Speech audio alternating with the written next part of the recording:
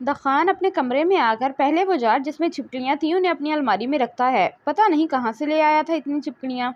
और फिर अपने कपड़े निकालकर वॉशरूम की तरफ जाता है और कुछ ही मिनट में ढीली शर्ट और ट्राउजर में बाहर आता है। वो आकर अपने कमरे का हीटर चलाता बेड पर आकर बैठता है और दराज से एक सिगरेट निकालता उसे अपने होठों से लगाता है। मगर जब लाइटर ढूंढता है तो उसे कहीं नहीं मिलता। यार, लाइटर तो ऊपर ही है। वो कुछ सोचकर बाहर की तरफ जाता है और सीढ़ियाँ चढ़ता ऊपर पहुंचकर जहाँ वो बैठा था वहां से लाइटर उठाता एक नज़र छत पर डालता नीचे की तरफ आता है। उसे सोहा नहीं दिखी थी क्योंकि वहां बेहोश पड़ी थी। वो बिल्कुल नीली पड़ी थी। छत पर पानी जमा होने की वजह से वो उसे नजर नहीं आई। वो अपने कमरे में आता सिगरेट जलाकर लबों से लगाता सोहा के बारे में सोचता है। जिनसे मोहब्बत हो उनसे नफरत नहीं की जा सकती। सोहा की बात याद करके वो हंस देता है। तुम्हें नफरत तो होगी एक दिन मुझसे सोहा, और तब मुझे तुम्हें तकलीफ देने में ज्यादा मजा आएगा। वो यही सोचते हुए सिगरेट को एशट्रे में फेंकता कंफर्टर ओढ़े लेट जाता है और इस बात से अनजान कि जिसे अभी वो ऊपर सजा देकर आया है वो अभी तक वही सजा काट रही है। बानो, जाकर जरा छत साफ कर दे, रात बारिश बहुत हुई है, सारी छत गंदी हो गई होगी। दादी अपने तख्त पर बैठी बानो को हुक्म देती है, जिस पर वो उस बात में सर हिलाती ऊपर की तरफ जाती है। अस्सलाम वालेकुम दादी, कैसी हैं आप? दखान ऊपर से पैंट कोट पहने नीचे आता हुआ दादी से कहता है। वालेकुम अस्सलाम, मैं तो ठीक हूँ, तू बता तू कहाँ जा रहा है तैयार श्यार होके? दादी गौर से देखकर थोड़ी हाथ पर रखे पूछती हैं।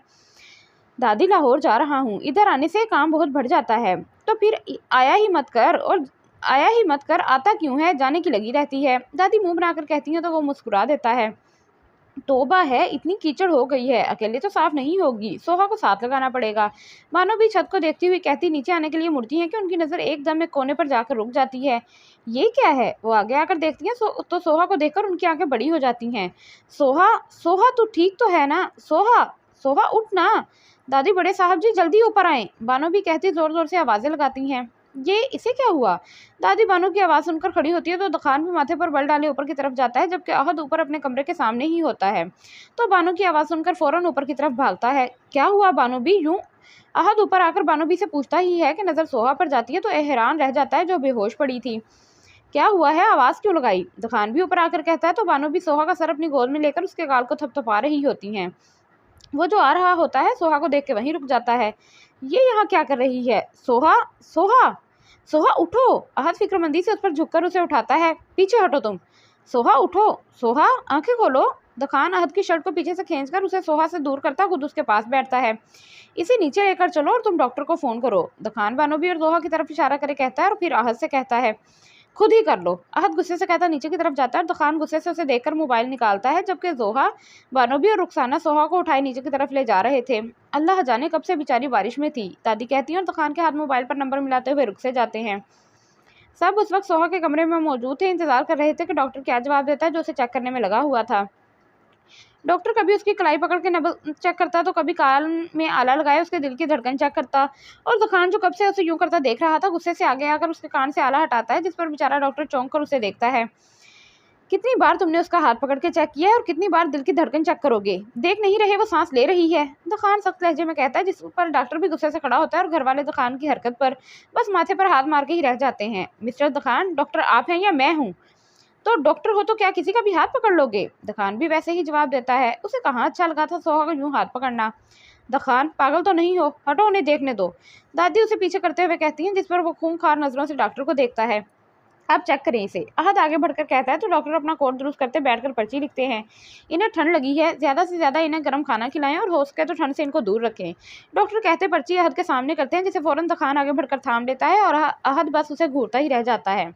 आए डॉक्टर, मैं आपको बाहर तक छोड़ दूं। अहद डॉक्टर का बैग उठाता बाहर की तरफ जाता है और डॉक्टर एक नज़र दखान को गुस्से से देखे बाहर की तरफ जाता है। इतनी प्यारी बच्ची है, न जाने क्या करने गई थी इतनी रात को। दादी सोहा के पास बैठकर उसके माथे पर हाथ रख के कहती हैं, जो अभी तक खोज से बेगाना थी। चलो इसे आराम करने देते हैं, आ जाओ बच्चों। आमना सबको कहती हैं तो सब कमरे से बारी बारी बाहर निकलते हैं। दखान, तुम गए नहीं लाहौर? फायदा को जाते हुए याद आता है तो उसे देखकर पूछती है। नहीं, मेरी मीटिंग कैंसिल हो गई थी तो सोचा एक दिन और रुक जाता हूँ। चलो ये तो बहुत अच्छा हुआ। फायजा मुस्कुराती हुई कहती बाहर की तरफ जाती हैं तो दादी भी उठकर सोहा के ऊपर की चादर को ठीक करे बाहर जाती है और दखान सोहा को गौर से देखता है। मैंने कहा था कि चली जाना, अब देखो बीमार पड़ गई ना। वो होले से कहता खुद भी बाहर आ जाता है। वो अब भी खुद को कसूरवार नहीं समझ रहा था। उसे अब भी सोहा की गलती ही लग रही थी, जो खुद ही वहां बैठी रही और बीमार पड़ गई। दखान मुसलसल लेटा करवटें बदल रहा था। उसे न जाने क्यों सुकून नहीं मिल रहा था। कभी एक करवट लेता तो कभी दूसरी करवट। बिल आखिर तंग आकर बिस्तर छोड़े वो उठकर बैठता है और पहली नज़र उसकी घड़ी पर जाती है जो रात के 1:30 बजा रही थी कि वो कुछ देर वैसे ही बैठा कुछ सोचता रहता है। फिर कोई हतमी फैसला करे उठकर अपने बराबर से हीटर उठाता बाहर की तरफ जाता है। वो सोहा के कमरे के सामने खड़े निचले लब को होंठों में दबाए सोचता है कि अंदर जाए या नहीं। फिर कुछ सोचकर दरवाजा खोले अंदर दाखिल हो ही जाता है और अंदर आकर दरवाजा बंद कर सोहा की तरफ बढ़ता है। वो पहले तो उसे देखता रहता है जो कंफर्टर में भी सुकड़ी बड़ी होले होले कांप रही थी, यानी उसे अब भी ठंड लग रही थी। दखान आगे बढ़कर उसका माथा छूता है तो वो बर्फ हो रहा था, जिसका मतलब था उसे अब भी ठंड लग रही है। वो उसके माथे से हाथ हटाता है, हीटर को उसके सामने कुर्सी पर रखता है ताकि गर्माइश का रुख उसकी तरफ हो, मगर वो देखता है कि सोहा अभी भी वैसे ही पड़ी है, मतलब उसकी ठंड कम नहीं हुई। जिस पर वो कुछ सोचकर बाहर की तरफ जाता है और जब आता है तो उसके हाथ में उसका अपना कंफर्टर होता है जिसे वो एहतियात से सोहा के ऊपर डालता है और फिर जिस कुर्सी पर हीटर रखा था उसे और करीब कर देता है ताकि उसकी ठंड जल्दी खत्म हो जाए। वो भी वहां खड़ा अपने बैठने की जगह ढूंढता है जो उसे कहीं नहीं मिलती। बिल आखिर निचले लब को होंठों में दबाए सोचता सोहा के कंफर्टर को थोड़ा पीछे करे। उसके बराबर में बैठकर उसे गौर से देखता है जो सोते हुए कोई मोम की उड़िया लग रही थी। मुझे आपकी नफरत वाली बात पर हंसी आ रही है। आप कुछ भी कर लें, मेरी मोहब्बत आपके लिए कभी खत्म नहीं होगी। सोहा की बात याद करके वो धीमा सा मुस्कुराता है और फिर कुछ सोचकर सोहा की तरफ झुककर उसके बालों में उंगलियां फेरता है। तुम बहुत मासूम हो सोहा, और मैं इतना जालिम। तुम्हारा और मेरा जोड़ नहीं है। तुम्हें मुझसे मोहब्बत है मगर मुझे नहीं है। मैं चाहकर भी तुमसे मोहब्बत नहीं कर सकता। मैं जब तुम्हें सोचता हूँ मुझे राबिया की सिस्कियाँ याद आ जाती हैं और फिर मैं वो कर देता हूँ जिसका इल्म मुझे खुद भी नहीं होता। वो वैसे ही उसके बालों में हाथ फेरते हुए कहता है, इस वक्त ये वो जालिम दखान तो नहीं था, इस वक्त तो कोई और ही था जो अपनी सोहा का ख्याल कर रहा था, उसकी फिक्र कर रहा था। मगर मैं मजबूर हूँ। मैं रूहान का बदला इस वजह से तुमसे ले रहा हूँ ताकि उसे तकलीफ हो, और देखो उसे तकलीफ हो रही है, वो कैसे तुम्हारे लिए तड़प रहा है। मैं उसे देखकर बहुत खुश हूँ। वो कहता मुस्कुराता है, काश तुम रोहान की बहन ना होती तो आज तो मेरे दिल की मलका होती। मगर कहते कहते उसके लब और हाथ एकदम ही रुक जाते हैं और फौरन सोहा के बालों से अपना हाथ हटाता है। मैं ये क्या कह रहा था? रोहान की बहन से मोहब्बत? नहीं नहीं, कभी नहीं। पल भर में वो वही जालिम दखान बन गया था। वो आंखों में गुस्सा लिए सोहा को देखता खड़ा होता है। नहीं है मुझे तुमसे मोहब्बत, कभी नहीं होगी। वो कहता बाहर की तरफ चला जाता है और सोहा जो कब से उसकी बातें सुन रही थी अब उसके जाने के बाद एक सिसकी लेती अपना मुंह तकिए में छुपाती है। क्यों भाई, आपने ऐसा क्या किया? वो चादर को मुट्ठी में दबाए रोते हुए कहती है, दखान को मोहब्बत है, वो जाहिर नहीं करते। वो रोते हुए खुद को यकीन दिलाती है, फिर खुद को संभालती एक हाथ तकिए पर रखे उठ बैठती है। अब उसकी तबीयत पहले से बेहतर थी, मगर दखान की बात सुनकर दिल डूब सा गया था। वो अपने आंसू साफ करती तो नज़र खुद पर ओढ़े कंफर्टर पर जाती है जो दखान अभी उसे उड़ाकर गया था। वो कंफर्टर के एक कोने को हाथ में पकड़कर अपनी नाक के पास लेकर जाती है जिसमें से दखान की खुशबू बसी थी। वो उसकी महक अपने अंदर उतारकर तंजिया मुस्कुराती है। मोहब्बत नहीं है। वो कहती दोबारा कंफर्टर दुरुस्त करे लेट जाती है और ऐसे कंफर्टर पकड़ती है जैसे कंफर्टर ना हो, दखान हो। दखान हवेली से निकलता अपनी गाड़ी के पास जा ही रहा होता है कि उसे पीछे से अपने नाम की आवाज़ आती है, दखान दखान। जब वो मुड़कर देखता है तो सोहा भागते हुए उसके पास आ रही थी। उसे देखकर दखान के माथे पर नासमझी के बल आ जाते हैं। कल तक तुम मुर्दा बनी पड़ी थी, आज कैसे हिरन की तरह कूदती आ गई हो तुम? दखान उसे बिल्कुल ठीक देखकर कहता है, जिसकी बात पर सोहा मुस्कुरा देती है। जब शोहर इतना ख्याल रखने वाला हो तो बीवी हिरन क्या शेरनी भी बन जाती है। वो फखर से कहती है तो दखान एकदम चुप हो जाता है। तुम पागल हो गई हो जो बहकी बहकी बातें कर रही हो? खैर मुझे क्यों रोका है? वो कहता पूछता है। हाँ मैंने आपसे कुछ कहना है, जल्दी बोलो फिर मुझे लाहौर के लिए निकलना भी है। वो मोबाइल देखता कहता है तो सोहा मुस्कुराकर बात शुरू करती है। जी तो मैं ये कह रही थी कि आप जब जालिम बनकर जुल्म करते हैं तो रहीम बनकर ख्याल ना किया करें। इससे मुझे आपसे नफरत करने की बजाय और मोहब्बत हो जाती है।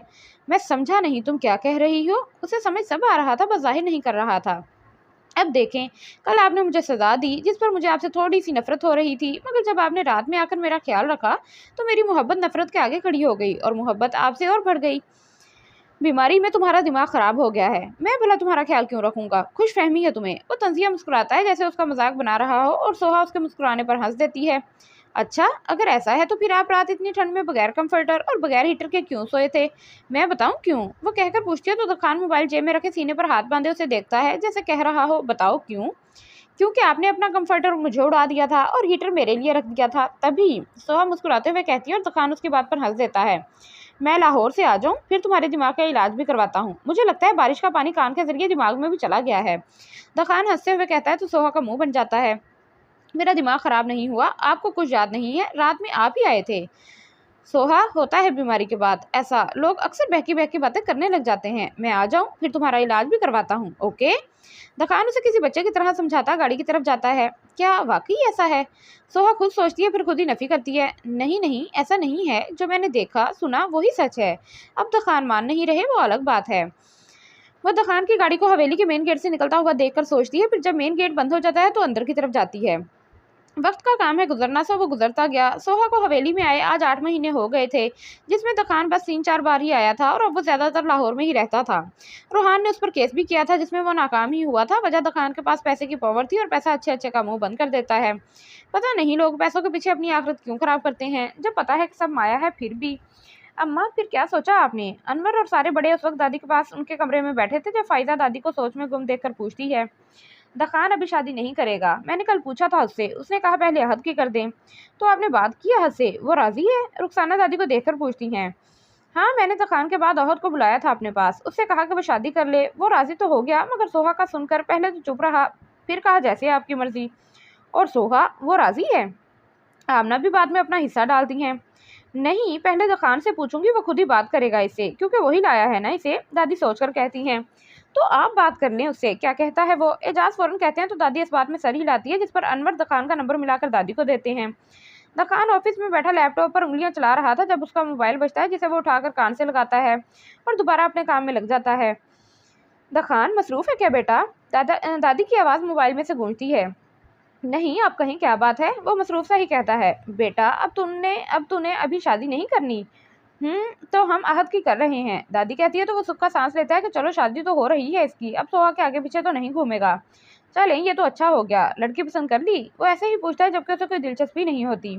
अरे, अपनी सोहा है ना, उसी से कर रहे हैं। तू बता, तू राजी है? दादी का कहना था और दखान करंट खाकर उठता है। क्या? सोहा से? आप लोगों को पता भी है आप क्या कह रहे हैं? दखान सोहा का नाम सुनकर काम छोड़े एकदम भड़क उठता है। क्यों, ऐसा क्या कर रहे हैं हम? अच्छा है ना, बेसहारा बच्ची है, इस घर की बहू बन जाएगी।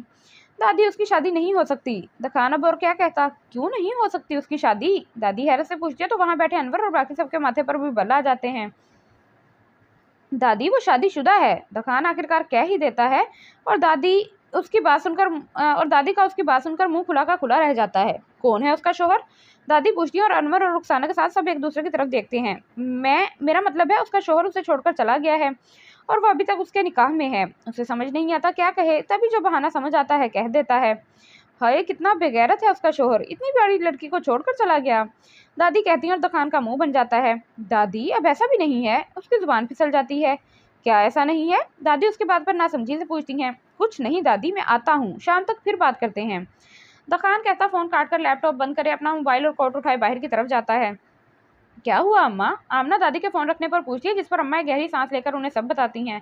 दखान गाड़ी को किसी हवाई जहाज की तरह उड़ाकर हवेली लाया था और अब गाड़ी रोके जैसे ही हवेली में दाखिल होने लगता है तो नजर लॉन में टहलते हुए अहद और सोहा पर जाती है, जो आपस में बातें करते हुए चहलकदमी कर रहे होते हैं।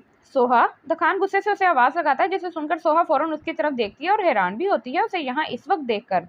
इधर आओ, वो सख्त लहजे में कहता है तो सोहा भागती हुई उसके पास आती है, जबकि आहत बड़े गौर से दोनों को देख रहा होता है। चलो अंदर। सोहा के पास आने पर वो किसी बच्चे की तरह उसे डांटता अंदर की तरफ लेकर जाता है, जिस पर वो नजरें नीची करे उसके पीछे चलती है और आहत ये सब देखकर मुस्कुरा देता है। कुछ तो है तुम दोनों के बीच, पर क्या? आहत खुद से ही कैसा सोचता है। तुमने पहले क्यों नहीं बताया हमें? सारे ही हवेली वाले उस वक्त दादी के कमरे में मौजूद थे और दुकान के जवाब का इंतजार कर रहे थे। दादी, मैं क्या बताता आपको? अगर पुरानी बातें बताता तो सोहा को ही तकलीफ होती। वो सोहा को देखकर कहता है और सोहा सोचती है कि बड़ा आया मुझे सुकून देने वाला। हाँ, ये तो है, चलो कोई बात नहीं। वैसे बेटा, अगर तेरा शोहर नहीं आ रहा तो खुद उसे खुला के पेपर भेज दे। दादी सोहा को देखकर कहती हैं। दादी, वो बहुत तेज है, अगर मैंने खुला की बात की तो वो मुझे जान से मार देगा। सोहा कहती है और दुकान फौरन उसकी तरफ देखता है, जिस पर सोहा नजरें नीची कर लेती है। बेचारी। सारे सोहा को मजलूम सी नजर से देखते हैं और दुकान गुस्से की, जबकि आहत दोनों के चेहरों को पढ़ने की कोशिश करता है। मेरे सामने आए ना, मैं उस बेगैरत की टांगे तोड़ दूं। देख, इतनी प्यारी बच्ची है, दादी कहती है और दुकान फौरन खड़ा हो जाता है। मैं आराम करता हूँ जाकर, वो कहता बाहर की तरफ जाता है, जैसे दादी भी उसकी टांगे तोड़ देंगी। अब क्या करना है आहत का? अब इसके लिए भी लड़की ढूंढनी पड़ेगी। अनवर आहत को देखकर कहते हैं, जो नजरी नीचे करे बैठा होता है। हाँ, ढूंढ लेंगे, मिल जाएगी। दादी कहती लेटने लगती है तो सारे खड़े होकर बाहर की तरफ जाते हैं, जबकि सोहा दादी के पास आती है। दादी, मेरी नज़र में एक लड़की है। वो दादी के पास बैठकर कहती है तो आहत जो बाहर जा रहा होता है उसकी बात सुनकर दरवाजे की ओर में छुपकर उनकी बातें सुनता है। कौन है? दादी भी दिलचस्पी से पूछती हैं। दादी, जोहा, मैंने उसकी आंखों में हथकली पसंदीदगी देखी है। अरे हाँ, ये तो मैंने सोचा नहीं। जोहा भी तो है। मैं आज ही सबसे बात करती हूँ, फिर अगले महीने ही शादी की तारीख रख देते हैं। दादी कहती है तो सोहा मुस्कुरा जाती है, जबकि आहत भी उसकी बात सुनकर मुस्कुरा देता है। ये तुमने क्या मशवरा दिया है दादी को? दखान सोहा को किचन में खड़ा देखकर उसके पास आता है। क्या? अच्छा, वो वैसे अच्छा नहीं है, दोनों की शादी हो जाएगी, कितने अच्छे लगेंगे दोनों साथ में। सोहा चाय का चूल्हा बंद करते हुए कहती है, वैसे अच्छा ही किया, अब अगले महीने की आखिरी तारीख को शादी भी रख दी है। वो टेबल पर बैठकर कहता है, हाँ दादी ने बताया था। वैसे मुझे अफसोस हो रहा है दखान कि आपको इतना बुरा भला कहा सबने। रहने दो, तुम खुद भी मिली हुई थी उनके साथ। दखान सामने से सेब उठाकर कहता है, नहीं ऐसी बात नहीं है। अच्छा, आपको कैसे पता चला कि दादी मेरी? सोहा बोलते हुए चुप हो जाती है कि वजह तो खान फौरन से आईब्रो उठाकर देखता है। मुझे फ़ोन करके तुम्हारा रिश्ता मांग रही थी। अब बताओ ज़रा, शोहर से बीवी का रिश्ता मांग रही थी। मैं पहला शोहर होऊंगा जिसके पास उसकी बीवी के लिए रिश्ता आया होगा। तो शोहर को भी चाहिए ना कि बता दें ये मेरी बीवी है, मुलाजमा नहीं। सोहा उसकी बात सुनकर कहती है तो दखान चुप ही रहता है। दखान, एक बात बोलूं? सोहा दखान का मूड अच्छा देखकर बात शुरू करती है। मैं मना करूंगा तो तुम कौन सा चुप होगी? दखान सेब खाते हुए कहता है। दखान, मुझे एक बार भाई से बात करवा दें, मैं फिर नहीं कहूंगी, बस एक बार। वो कहती है तो दखान के सेब खाते खाते हाथ रुक जाता है। सोहा, आज तो ये बात कर दी, आइंदा अगर ये बात फिर रोहान का नाम मेरे सामने लिया तो वो जो चिपकलियां थी ना वो। नहीं नहीं, मैं नहीं लूंगी, सॉरी। वो उसकी बात का मतलब समझकर फौरन नफी में सर हिलाती है। गुड, ख्याल रखना। अब दखान खड़ा होकर उसके गाल को मुस्कुराता हुआ थपथपाता हुआ बाहर की तरफ जाता है और सोहा बस अपने आंसू ही पीकर रह जाती है। क्या चीज था वो, कभी जालिम, कभी रहमदिल, कभी दिल करा तो मुस्कुराकर बात कर ली, कभी गुस्सा आया तो ये नहीं देखता था कि सामने वाले को तकलीफ भी होती है या नहीं। वो समंदर की तरह था, कभी बिल्कुल खामोश तो कभी तूफान सा। ये लें, जल्दी से जाकर ये फूल वहां लगा दें। और आपने अभी तक ये लाइटें नहीं लगाई, जल्दी करें, मेहमान आते ही होंगे। सोहा कभी किसी को तो कभी किसी को काम करने की हदायत दे रही थी। क्योंकि आज अहद और जोहा का निकाह था और एक हफ्ते बाद शादी थी, तभी काम बहुत बढ़ गया था और दादी ने इन सब की जिम्मेदारी सोहा को दे दी थी। वो जो खुशी खुशी निभा रही थी। सोहा बेटा, जा तू भी तैयार हो जा, देख सुबह से काम में लगी हुई है। दादी बाहर आकर सोहा से कहती हैं, वो जो एक नौकर को फूल पकड़वा रही थी, जो सीढ़ी पर चढ़ा फूलों की लड़ियों को सेट कर रहा था। दादी, मैं? उसे यकीन नहीं आता कि वो तो यहाँ किसी और मुकाम से रह रही है। हाँ, मैंने तेरे कपड़े तेरे कमरे में रखवा दिए हैं, जा जाकर तैयार हो जा। दादी कहती हैं तो वो फूलों को वहीं रखे खुशी से अपने कमरे की तरफ जाती है। जब कमरे में आती है तो नजर बेड पर रखी ब्लू कलर की फ्रॉक पर जाती है, जिसके गले पर व्हाइट मोतियों से काम हुआ होता है। वो और बाकी बिल्कुल सादी होती है। वो फ्रॉक सोहा को बहुत पसंद आती है। वो पहले उसे हाथ में लेकर छूकर देखती है और फिर फ्रॉक को उठाए वॉशरूम की तरफ जाती है। ज़हरा, सोहा को बुलाकर लाओ, वो भी यही मेकअप कर लेगी, उसके पास तो नहीं होंगी चीज़ें मेकअप की। जोहा बिल्कुल तैयार सी बैठी ज़हरा से बोलती है, जो आईने के सामने खड़ी लिपस्टिक लगा रही होती है। अच्छा, मैं बुलाकर लाती हूँ। वो कहती लिपस्टिक रखती मुड़ती ही है कि सोहा उसे कमरे में आती नजर आती है, जिसे देखकर वो मुस्कुरा देती है। शहजादी साहिबा तशरीफ ला चुकी हैं। ज़रा शौक से उसे देखकर कहती है, जो अपना दुपट्टा संभालने की कोशिश कर रही होती है। वजह दुपट्टा ज़्यादा बड़ा था। ज़हरा की बात पर वो सर उठाकर उसे देखती है तो वहाँ मौजूद जोहा और एनी भी उसे देखकर मुस्कुरा देती हैं। आ जाओ सोहा, मैं अभी ज़हरा को भेज ही रही थी। जोहा मुस्कुरा के कहती है, यार ये दुपट्टा कैसे सेट होगा, मुझे करना नहीं आ रहा। वो दुपट्टा उतार कर बेड पर फेंकती है। पहले तुम तैयार हो जाओ, फिर मैं सेट कर दूंगी। एनी उसके सामने मेकअप बॉक्स रखे कहती हैं तो वो मुस्कुरा कर उसे लिए आईने के सामने आ जाती हैं। सोहा, थैंक यू, तुमने दादी से मेरी और हाथ की बात की। जोहा कहती है, इसमें थैंक यू वाली कौन सी बात है, मुझे तुम दोनों साथ अच्छे लगते थे, तभी मैंने कह दिया। वो चेहरे पर क्रीम लगाते हुए कहती है, तुम बहुत अच्छी हो सोहा। वो मुस्कुराते हुए कहती है तो सोहा भी मुस्कुरा देती है। और तुम्हारे साथ ये हवेली वाले भी बहुत अच्छे हैं, जिन्होंने मुझे कभी मुलाजमा नहीं समझा। तुम मुलाजमा नहीं हो, तुम हमारे घर की फर्द हो। अच्छा चलो, मुझे तैयार होने दो, फिर आज रात ढोलकी भी तो रखी है ना। तुम्हें पता है मुझे सबसे ज्यादा ढोलकी पसंद है, मुझे बहुत से गाने आते हैं। तो वो खुशी से कहती है, फिर तो बहुत मजा आने वाला है। हाँ, बहुत ज्यादा। सोहा कहती सुरमा अपनी आंखों में लगाती है। ये दखान कहाँ रह गया है? बोला भी था कि वक्त से पहले पहुंच जाना, अब देखो इतनी देर हो गई है अभी तक नहीं आया। अनवर मोबाइल पर बार बार उसका नंबर मिलाते हुए कहते हैं, जो उठा ही नहीं रहा होता। आ जाएगा वो, जमीश को भी लेने गया था ना, आता ही होगा। दादी जोहा और आहत के बीच में बैठी कहती है, सब बस दखान का इंतजार कर रहे थे, जो आकर नहीं दे रहा था। अब जब वो आएगा तभी निकाह भी शुरू करना था। आप निकाह पढ़ाएं मौलवी साहब, उसने नहीं आना। अनवर तंग आकर कह ही देते हैं, जिस पर मौलवी निकाह के कलमात पढ़ाकर जोहा और आहत से बारी बारी पूछते हैं, जिस पर वो दोनों राजी खुशी कबूल कहकर निकाह के पाक बंधन में बंध जाते हैं। मुबारक हो बहुत ज्यादा। सोहा निकाह होने के बाद दोनों की तरफ झुककर बोलती है, जिस पर वो दोनों ही खुशदिली से जवाब देते हैं, ये क्या, निकाह हो भी गया, मेरा इंतजार तो कर लेते। दखान सबको गले मिलता देख गुस्से से आकर कहता है, जिस पर वो सबकी मुस्कुराहट पल भर में गायब हो जाती है। बहुत गलत बात है चाचू, आपको पता है दखान इतनी स्पीड में गाड़ी चला कर आया है। दखान के साथ आई हुई लड़की भी आगे बढ़कर अफसोस से कहती है, जिस पर सोहा इस लड़की को गौर से देखती है, जिसने पिंक कलर की शलवार कमीज पर हैवी काम वाला दुपट्टा लिया होता है, जिसमें वो बहुत प्यारी भी लग रही थी। चलो बेटा कोई बात नहीं, आज रात ढोल की है, वहाँ एंजॉय कर लेना। अनवर आगे बढ़कर उस लड़की के सर पर हाथ रखे कहते हैं, जिस पर वो मुस्कुराकर इस बात में सर हिलाती है, जबकि दखान सबको गुस्से से देखकर वहां से चला जाता है। आप लोग परेशान ना हो, मैं देखती हूँ उसे, जमीश कहती दखान के पीछे जाती है। और सोहा को बहुत अजीब लगता है उस लड़की का दखान के पीछे जाना। ये कौन है? सोहा अपने बराबर में खड़ी यानी से पूछती है। ये जमीश है, मेरे बाबा के कज़न की बेटी, मतलब हमारी भी कज़न हुई। ये दिल की बहुत अच्छी है और दखान भाई की बहुत अच्छी दोस्त भी, ऐनी बताती है। और सोहा फौरन उसे अंदर की तरफ ले जाती है। सोहा वो जाती है कि दादी की आवाज़ पर मुड़कर उन्हें देखती है। बेटा दखान और जमीश के लिए खाना लगवा देती, अभी जमीश है तो वो खा भी लेगा। दादी की बात सुनकर वो गुस्सा जब्त करे इस बात में सर हिलाती पहले किचन की तरफ जाती है और फिर वहां से दोनों के लिए खाना लेकर दखान के कमरे की तरफ, जबकि उसे गुस्से के साथ रोना भी आ रहा था। सोहा जब दरवाजा नौकर अंदर दाखिल होती है तो देखती है कि दखान सर को हाथों में पकड़े बैठा होता है, जबकि जमीश उसके बराबर में बैठी उसे कुछ समझा रही होती है। और ये सब देखकर सोहा की आंखें गुस्से से लाल हो जाती हैं। ये खाना खा लें। वो खाने की ट्रे उनके सामने रखे कहती है तो दखान उसकी आवाज़ सुनकर सर उठाकर उसे देखता है और फिर देखता ही रह जाता है। जो फ्रॉक में लाइट सा मेकअप किया बहुत ही प्यारी लग रही थी, जबकि आंखों में गुस्सा लिए उसे देख भी रही थी। शुक्रिया दखान, चलो खाना खा लो। जमीन सोहा को मुस्कुराकर कहती बिरयानी की प्लेट उठाकर दखान की तरफ करती है। दखान जो सोहा को देखने में मगन था, उसकी आवाज़ पर फौरन उसे देखकर मुस्कुराता उसके हाथ से प्लेट ले लेता है। कुछ और चाहिए हो तो बानो बी को आवाज़ लगा दीजिएगा। सोहा कहती बाहर की तरफ जाती है, जबकि उसकी आवाज़ सुनकर दखान अंदाज़ा लगा चुका था कि वो रोते हुए गई है। ये तुम खा लो, मैं नीचे जाता हूँ, ढोल की शुरू होने वाली है। दखान उसे कहता सोहा के पीछे जाता है। सोहा वो जब आता है तो सोहा किचन में बैठी रो रही होती है। उसे खुद पता नहीं होता कि उसे सोहा का रोना इतना बुरा क्यों लग रहा है। खैर वो चलता उसके पास आता है। सोहा मुझे कॉफ़ी बना दो। दखान उसे कहता है तो वो अपने आंसू साफ करे खड़ी होती है। ये एक काम करो, रहने दो, मैं जमीश को कह देता हूँ, वो बहुत अच्छी बनाती है। वो कहता है तो सोहा जो कप निकाल रही थी उसकी बात सुनकर जोर से कप को वापस रखे बाहर की तरफ जाती है, जिस पर दखान हंस देता है। जेलेसी, वो कहता खुद भी उसके पीछे जाता है। अच्छा अब सोहा गाना गाएगी, चलो सोहा अब तुम्हारी बारी। सबको चुप करवाता सोहा से कहता है तो वो मुस्कुरा देती है। नहीं मैं नहीं। वो कहती है कि उसे दखान और जमीश अंदर से आते दिखाई देते हैं, जिस पर वो मैं गाऊंगी, चलो शुरू करते हैं। सोहा सब भूलकर दखान को दिखाने के लिए यानी से ढोल लेकर उसे बजाते हुए गाना शुरू करती है। दखान जो जमीन से बातों में लगा हुआ था, सोहा की आवाज़ और गाने के अल्फाज सुनकर मुस्कुराता उनके पास आता है। ना छेड़ो हमें, हम सताए हुए हैं, बहुत जख्म सीने पे खाए हुए हैं। सितमगर हो तुम, खूब पहचानते हो, तुम्हारी अदाओं को हम जानते हैं। सोहा के बोल सुनकर दखान बैठकर उसे देखकर एक आईब्रो उठाता है, जैसे कह रहा हो अच्छा, और दगाबाज हो तुम, सितम ढाने वाले, फरेबे मोहब्बत में उलझाने वाले। सोहा तो ऐसा लग रहा था गाने के जरिए अपने दिल का हाल बयान कर रही हो। दखान को तो इस वक्त यही लग रहा था, जिस पर वो उसे मसनूई गुस्से से देखता और सोहा एक नज़र उसे देखकर ऐनी को देखती है।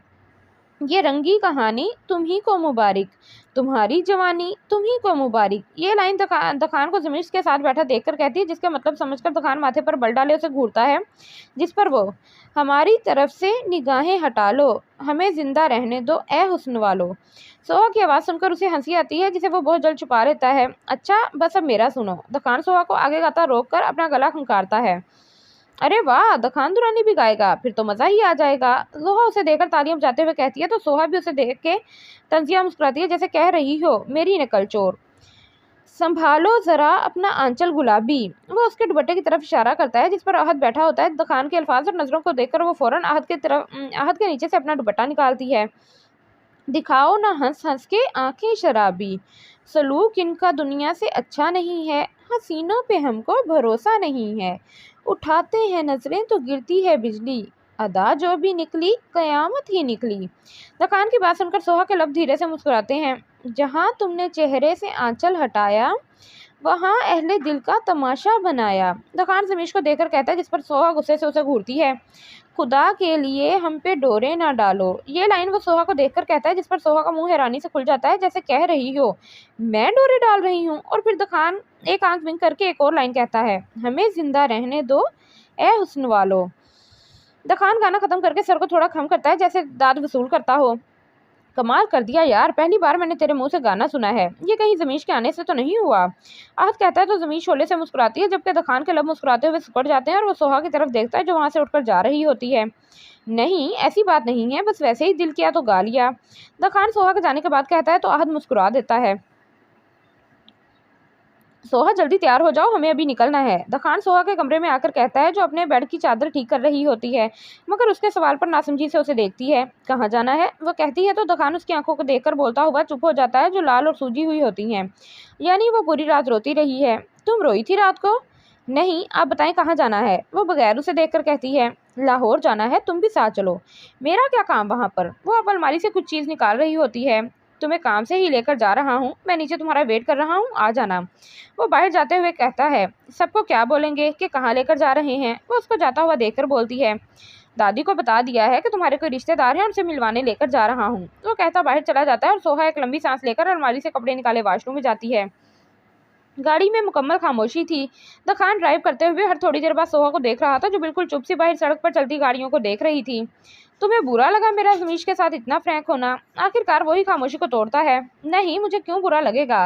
वो आपकी होने वाली बीवी है, अच्छा है दोनों एक दूसरे को जान सकेंगे। वो एक नज़र उसे देखकर बाहर देख के कहती है और द खान उसकी बात सुनकर हैरान सा हो जाता है। तुम्हें किसने बताया? जोहा ने। क्या कहा था उसने? यही कि द खान का रिश्ता जमीन से तय है।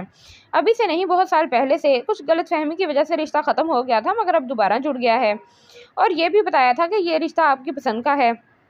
सोहा बताती है तो दखान चुप हो जाता है। उसे अजीब लग रहा था सोहा के मुंह से ये सुनना, और बुरा भी लगा था कि सोहा को ये सब नहीं पता लगना चाहिए था। दखान, एक बात बोलूं?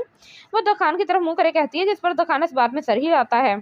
मैं आपको मना नहीं करूंगी कि आप जमीन से शादी ना करें, बस मुझे कभी तलाक मत दीजिएगा। वो नम आंखों से इतनी मासूमियत से कहती है कि दखान को उस पर टूट कर प्यार आता है। नहीं दूंगा, वो बस मुख्तसर सा जवाब देता है, जिस पर सोहा इत्मीनान से मुस्कुराकर बाहर देखती है। मैं कैसे छोड़ सकता हूँ तुम्हें?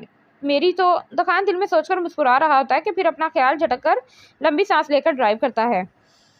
आ जाओ। दखान गाड़ी अपने लाहौर वाले बंगले में रोककर सोहा की साइड का दरवाजा खोले उसे कहता है तो वो उतरकर उसके पीछे चलती है कि लॉन में दो छोटे छोटे खरगोश देकर मुस्कुराती हुई दखान के पीछे जाने की बजाय उनके पास जाती है। तुम दोनों कितने क्यूट हो, वो दोनों को हाथ में लिए प्यार करते हुए कहती है, मगर फिर ख्याल आता है कि तखान ने अंदर आने का कहा था तो उन्हें आराम से अपनी गोद से उतार कर अंदर की तरफ जाती है। सोहा जब अंदर आती है तो हर जगह अंधेरा फैला होता है। वो माथे पर बल डाले दखान को आवाज़ लगाती है, दखान दखान।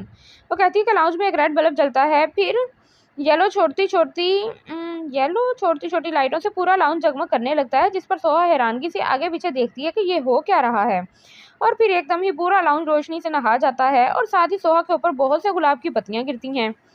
सोहा अपने ऊपर फूल गिरते देखकर मुस्कुराती हुई दोनों हाथ करे ऊपर की तरफ देखती है और फिर आगे आकर लाउंज को देखती है, जिसे बहुत से बैलून से सजाया होता है। वो सब देखकर खुश हो जाती है और हैरान भी।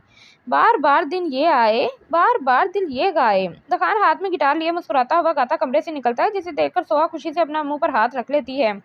तुम जियो हजारों साल, ये मेरी है आरजू। Happy birthday to you, happy birthday dear Soha, happy birthday to you. उसे याद ही नहीं था कि आज उसका बर्थडे है, मगर दखान को याद थी। वो इतनी अच्छी तरह से याद थी, उसे उम्मीद नहीं थी कि दखान उसके लिए इतना कुछ करेगा। दखान ये सब, उससे खुशी के हमारे अल्फाज ही नहीं अदा हो पाते। आज तुम्हारी बर्थडे थी तो सोचा कुछ स्पेशल करते हैं। वो अपने गले की साइड से गिटार उतार कर साइड पर रखता उसके पास आता है। पसंद आया मेरा सरप्राइज? वो सोहा को देखकर पूछता है। बहुत ज्यादा, मुझे तो यकीन ही नहीं आ रहा कि आप मेरे जालिम हमसफर हैं। सोहा कहती है तो दुकान से घूरता है, जिसे देखकर सोहा फौरन अपने अल्फाज पर गौर करती है। सॉरी सॉरी, मेरे मुंह से निकल गया। वो कहती है तो दुकान मुस्कुरा देता है। चलो आज तुम्हारी हर खता माफ। चलो आओ केक कट करो। वो सोहा को टेबल की तरफ लेकर आता है, जहाँ फुल चॉकलेट केक उसका मंतजर था। सोहा केक कट करके थोड़ा सा टुकड़ा उठाकर दखान को खिलाती है, तो बदले में दखान भी उसके हाथ से केक का टुकड़ा लेकर उसे खिलाता है। केक अच्छा है ना? दखान बाकी बचा हुआ टुकड़ा खुद खाकर कहता है, तो वो इस बात में सर हिलाती है। हल्की हल्की बारिश होकर अब रुक चुकी थी सड़क, मगर अब भी गीली थी, जिस पर दो हमसफर कदम से कदम मिलाकर चल रहे थे। लाहौर का मौसम अब बेहतर था, बारिश की वजह से गर्मी थोड़ी कम हो गई थी। मुझे तो याद भी नहीं था कि मेरी बर्थडे है, सोहा उसके साथ चलते हुए कहती है। तुम पहले मुझ पर नजर तो रख लो, तब तुम्हें कुछ याद होगा ना। दखान पैंट के पॉकेटों में हाथ डाले उसके साथ चलता हुआ कहता है। अच्छा दखान, अभी आप ये सोचें कि मैं रोहान की बहन नहीं, दखान की बीवी हूँ, तब आपका क्या ख्याल होगा मेरे बारे में? दखान की बीवी ही समझकर इतना कुछ किया है, रोहान की बहन को तो मैं मुंह भी नहीं लगाता। दखान तंजिया मुस्कुराकर कहता है, जिस पर सोहा मुंह बना लेती है। आपसे तो बात करना ही फजूल है। तुम कहना क्या चाह रही हो? वो उसकी बात ना समझता कहता है, मैं ये कह रही हूँ कि आज आप ये बताएं कि आपको कैसी लगती हूँ। रोहान की बहन की नज़र से देखकर नहीं, दखान की बीवी की नज़र से देखकर। तो कहती है तो दखान चलता हुआ रुक जाता है और उसके साथ ही सोहा भी। दखान हंसता हुआ दोबारा चलकर बात शुरू करता है, तुम मेरी जिंदगी का सबसे खूबसूरत हिस्सा हो। तुम बारिश की तरह मुझे पसंद हो। जैसे बारिश हर जगह हरियाली करती है, इस तरह तुम्हें देखकर मेरा दिल हरा भरा हो जाता है। तुम्हारा चेहरा देखकर मुझे सुकून मिलता है। तुम्हारे साथ आगे जिंदगी का सोचना मेरा सबसे पसंदीदा मशगला है। सूरज निकलने से पहले से लेकर गरूब होने तक तुम मेरे जहन में रहती हो।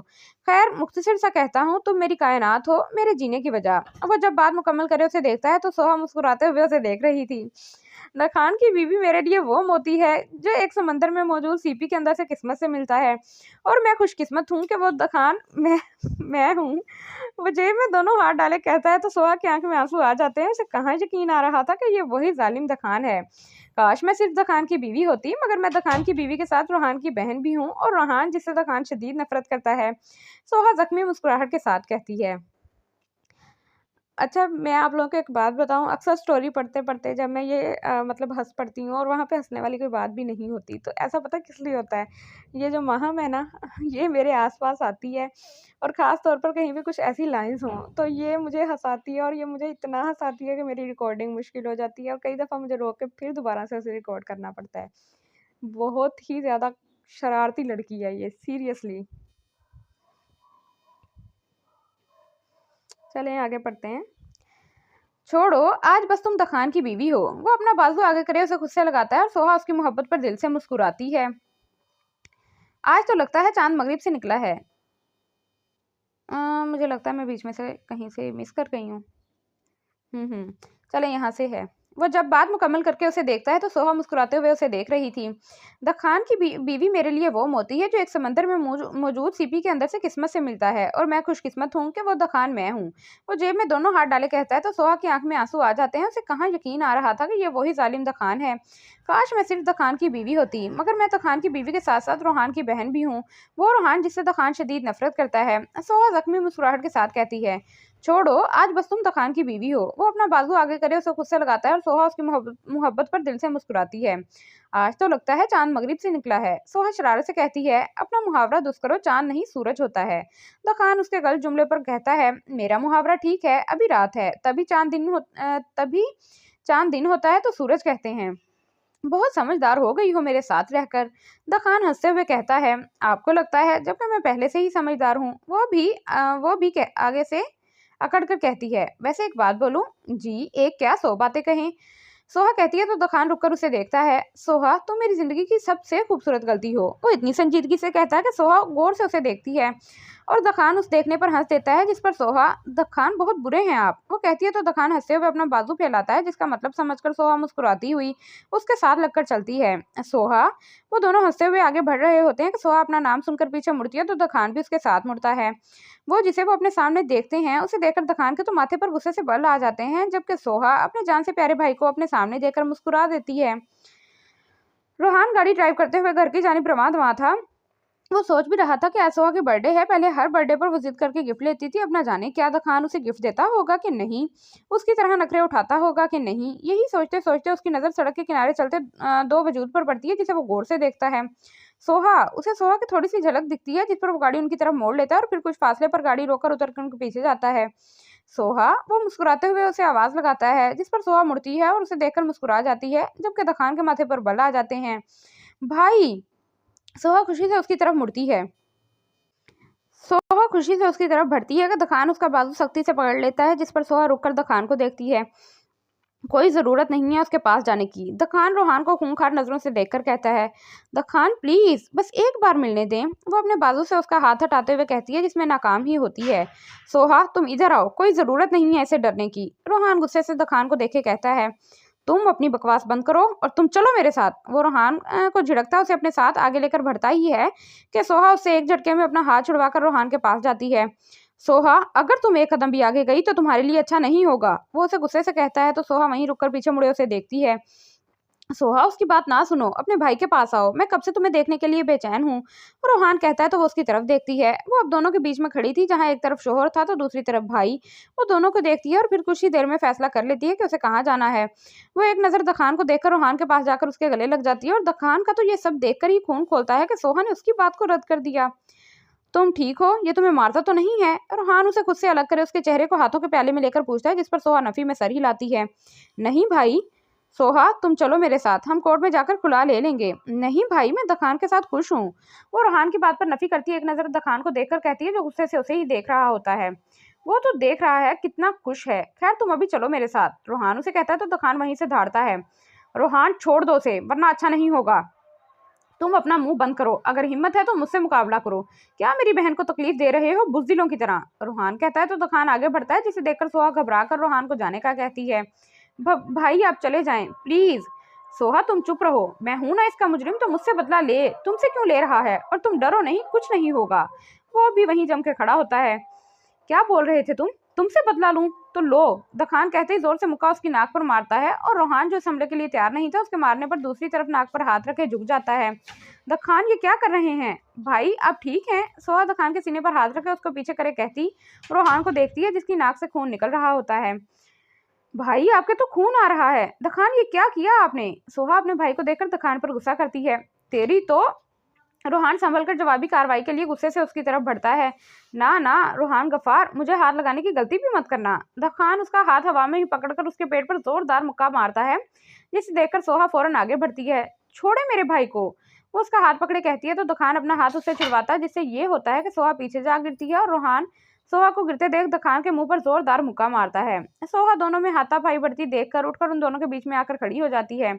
खुदा के लिए रुक जाएं। सोहा हट जाओ सामने से, इसकी हिम्मत कैसे हुई है तुम्हें धक्का देने की?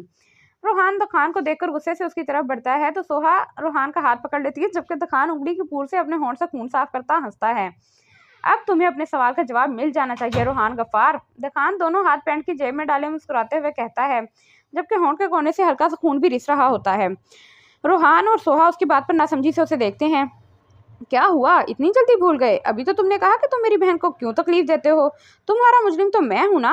वो बाकायदा उसकी नकल उतार कर कहता हंसता है। तुम कहना क्या चाह रहे हो? रोहान उसे हंसता देकर गुस्से से कहता है, अब देखो मैंने तुम्हें 2 बार मारा, मगर तुम मुझे मार नहीं सकते। तुम्हारी बहन को धक्का दिया, तुमने मेरा होंठ ही फाड़ दिया। इसका मतलब ये हुआ ना कि तुम्हें खुद से ज्यादा बहन की चोट पर तकलीफ होती है। दखान मैं तुझे जिंदा गाड़ दूंगा अगर मेरी बहन को कुछ भी किया। रोहान उसकी बात का मतलब समझकर कहता है, जिस पर दखान हंस देता है, और सोहा फिक्रमंदी से कभी रोहान तो कभी दखान को देखती है। साले साहब तुम बस देखते जाओ, मैं अब करता क्या हूँ। दखान कहता सोहा का बाजू जबरदस्ती पकड़े उसे अपने साथ घसीटता है। दखान छोड़ मेरी बहन को। रोहान उसके पीछे जाता है, मगर दखान उसकी सुने बगैर सोहा को पकड़े गुस्से से गाड़ी की फ्रंट सीट का दरवाजा खोले उसे जोर से अंदर बिठाता खुद ड्राइविंग सीट संभालता है। दखान छोड़ दे मेरी बहन को। दखान। रोहान गुस्से से उसकी गाड़ी का शीशा बजाते हुए कहता है, और सोहा अपने भाई को देखकर रोने लग जाती है कि कितना मजबूर है उसका भाई दखान के सामने। जबकि दखान जन से गाड़ी आगे बढ़ा लेता है, और रोहान बस उसकी गाड़ी को जाता हुआ देखकर ही रह जाता है। दखान गुस्से में गाड़ी की स्पीड तेज करे हर गाड़ियों को पीछे छोड़ रहा था, जबकि 2 सिग्नल भी तोड़ चुका था। और सोहा बेचारी जेरे लब कलमा ही पढ़ रही थी और दुआ कर रही थी कि 7 कैरियर से घर पहुंच जाए। आखिरकार सोहा की दुआ कबूल हो ही जाती है। दखान गाड़ी बंगले में रोककर गाड़ी से उतरता, सोहा की साइड का दरवाजा खोले शदीद गुस्से से उसका बाजू पकड़े बाहर निकालता, बगैर गाड़ी का दरवाजा बंद करे अंदर की तरफ ले जाता है। दखान दखान मुझे दर्द हो रहा है। वो अपना हाथ छुड़वाते हुए कहती है, जिस पर दखान रोक कर, और मुझे दर्द हुआ? वो दखान धाड़ते हुए कहता है, तो सोहा डर के आंखें बंद कर लेती है। मैंने तुम्हें मना किया था ना कि मत जाओ उसके पास, तो क्यों गई? बोलो। उसका गुस्सा और आवाज तेज से तेज तर होती रहती है। वो भाई हैं मेरे, मुझे। उससे घबराते हुए अटक अटक कर कहती है, भाई माई फुट। अब देखो जो तुम्हारे साथ करूंगा। भाई क्या, तुम्हें तो माँ बाप सब भूल जाएंगे, बस तुम्हें जो शख्स याद रहेगा वो मैं होऊंगा। दखान कहता उसे कमरे की जानिब लेकर जाता है। दखान क्या करेंगे आप? दखान माफ कर दें। दखान प्लीज। सोहा उसके साथ घिसटती हुई मुसलसल यही बोल रही थी, और दखान तो जैसे सुन ही नहीं रहा था। तुम्हें किस चीज से डर लगता है? वो एक स्टोर नुमा कमरे के सामने रुककर उससे पूछता है, जिस पर सोहा नासमझी से उसे देखती है। मतलब तुम्हें किस चीज से डर लगता है? अब की बार दखान धाड़ता हुआ कहता है, जिस पर सोहा की आंख में आंसू आ जाते हैं। छिपकली से। वो डरते हुए रोते हुए कहती है, जिस पर दखान के चेहरे पर शैतानी मुस्कुराहट आ जाती है। आज की पूरी रात तुम उनके साथ ही गुजारोगी। दखान कहते ही स्टोर का दरवाजा खोले सोहा को अंदर धक्का देता है, जिससे सोहा जमीन पर जा गिरती है।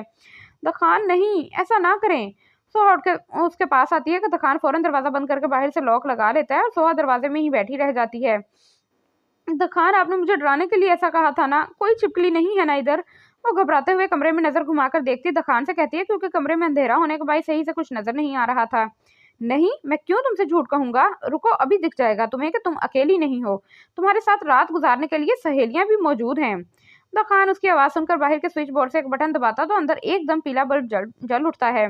बल्ब की रोशनी जैसी होती है तो सोहा जो दरवाजे के पास खड़ी होती है फौरन नजर घुमाकर अपने पीछे कमरे को देखती है, जहां उसे कोई छिपकली नजर नहीं आती। वो अभी सुख की सांस लेती है कि उसे अपने पांव पर कुछ रेंगता हुआ महसूस होता है, जिस पर वो घबराकर जैसे ही नीचे देखती है तो उसकी जान उसकी लबों पर आ जाती है। उसके पांव पर 2 मोटी मोटी छिपकलियां चढ़ रही थी और 4 मजीद छिपकलियां उसकी तरफ बढ़ती हैं, जिन्हें देखकर वो चीख मारकर अपना पैर झाड़ती है। दखान, खुदा का वास्ता दरवाजा खोल दें। दखान, मैं यहाँ मर जाऊंगी। दखान। वो जोर जोर से दरवाजा बजाते हुए दखान से फरियाद करती है, मगर वो ढीठों की तरह बाहर जेब में हाथ डाले खड़ा उसकी चीख सुन रहा होता है। मैंने मना किया था तुम्हें कि मत जाओ उसके पास, तुम क्यों गई थी फिर। दखान सख्त लहजे में कहता तो सोहा अपना सर दरवाजे में टिकाकर फूट फूट कर रोती है। दखान, दरवाजा खोल दें। उसकी नजर दोबारा छिपकली पर जाती है तो दखान को फिर कहती है, जिस पर दखान बेजारी सा मुंह बनाकर वहां से हटकर लाउंज में लगे सोफे पर आकर बैठ जाता है। प्लीज हट जाओ। सोहा रोते हुए साइड से एक डंडा उठाकर एक छिपकली को पीछे करती है, मगर वो पीछे होने के बजाय इस डंडे पर चढ़ने लगती है, जिस पर सोहा घबराकर डंडा दूर फेंकती है। एक तो स्टोर भी इतना छोटा छोटा था और ऊपर से इतना फालतू सामान, अब वो क्या करती। तभी उसे कोने में एक पुराना सा सोफा दिखता है, जिसे देख सोहा वहां जाकर उस सोफे पर चढ़कर दोनों पांव ऊपर करके सहम कर बैठ जाती है। सोहा की आवाज ना सुनता देख दखान माथे पर बल डाले दरवाजे की तरफ देखता है। सोहा अभी सुकून से बैठी होती है कि सोफे में से एक चूहा निकलकर सोहा की गोद में आकर बैठता है, जिस पर सोहा की चीख बुलंद होती है, जिसे सुनकर दखान दोबारा सोफे पर सर टिकाकर बैठ जाता है। दखान, प्लीज दरवाजा खोल दें, यहाँ चूहे भी हैं। दखान, अब कभी नहीं मिलूंगी भाई से, ना बात करूंगी, प्लीज। सोहा रोते हुए दरवाजा पीटते हुए उससे मिन्नत करती है, जिससे दखान कोई रद्द अमल दिए बगैर एक सिगरेट निकालकर अपने होंठों से लगाता लाइटर की मदद से जलाता है। दखान, दखान खोल दें दरवाजा, मुझे डर लग रहा है। सोहा छिपकलियों को देखकर कहती है, जिस पर दखान एक कश लगाता हंस देता है। मैंने मना भी किया था आपको कि मत जाएं उसके पास, अब देखें कितनी तकलीफ हो रही है आपको। कश्यप रोहान की नाक पर पेन ट्यूब लगाते हुए कहती है, वो जलील पता नहीं सोहा के साथ क्या करेगा। रोहान गुस्से से कश्यप का हाथ हटाकर कहता है, कुछ नहीं होगा सोहा को, आप कश्यप अपनी बकवास बंद करो।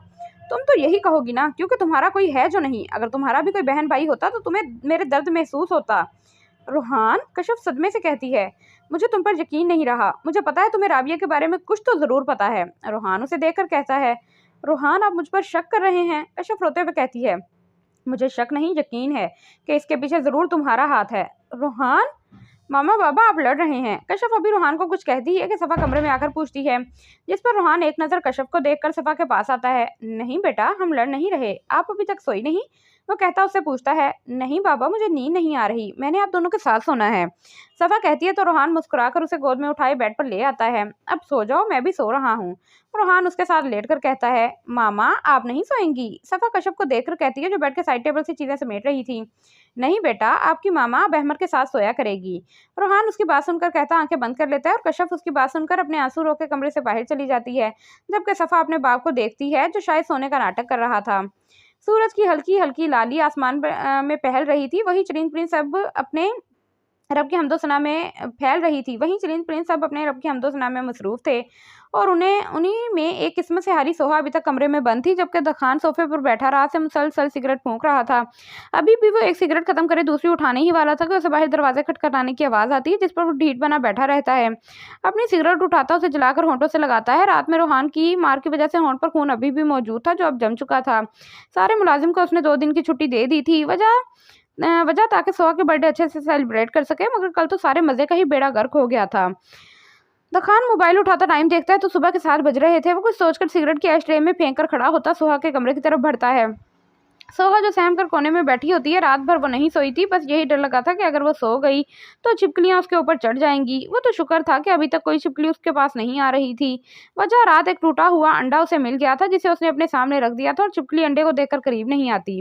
वो अभी वैसे ही बैठी थी कि आराम से चीड़ की आवाज से दरवाजा खुलता है, जिस पर सोहा सर उठाकर देखती है तो रोशनी आंखों में पड़ने के बाइस उसकी आंखें चुन्नी हो जाती हैं। जिस पर वो सामने हाथ रखे देखती है तो दुकान उसकी तरफ बढ़ रहा होता है, जिसे देखकर उसकी आंखों में खौफ आ जाता है। वो मजीद दीवार से लगकर बैठ जाती है। दखान आता उसके सामने पंजों के बल बैठता, थोड़ी देर उसे गौर से देखता है, फिर उसके चेहरे पे आए बालों को उसके कान के पीछे करता है। कैसी गुजरी रात अपनी सहेलियों के साथ, वो नरम लहजे में पूछता है। दखान सोहा की आवाज ही नहीं निकलती। रात भर चीख चीख कर गला ही बैठ चुका था और अब बोलने में तकलीफ हो रही थी, जो उसके चेहरे से भी नजर आ रहा था।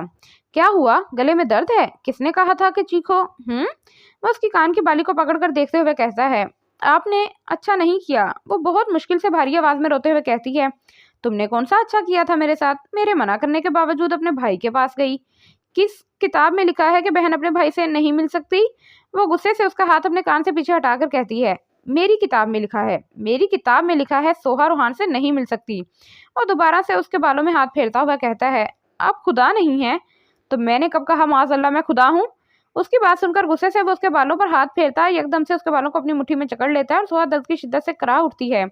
इस तरह की बातें मत किया करो, वरना तुम्हें जान से मार दूंगा, समझी? दखान उसका चेहरा अपने सामने करे कहता जोर से छोड़ता है, मैं तुम्हें बताऊं सोहा तुम्हारे साथ मसला क्या है? वो उसकी तरफ उंगली करे कहता है, जो घबराते हुए दोनों हाथ अपने मुंह के सामने करे, जैसे दखान अभी उसे मारेगा। तुम्हें मोहब्बत राज ही नहीं है। कल मैंने तुम्हारे लिए कुछ नहीं किया, तुम्हारे लिए कल मैंने तुम्हारे लिए क्या कुछ नहीं किया।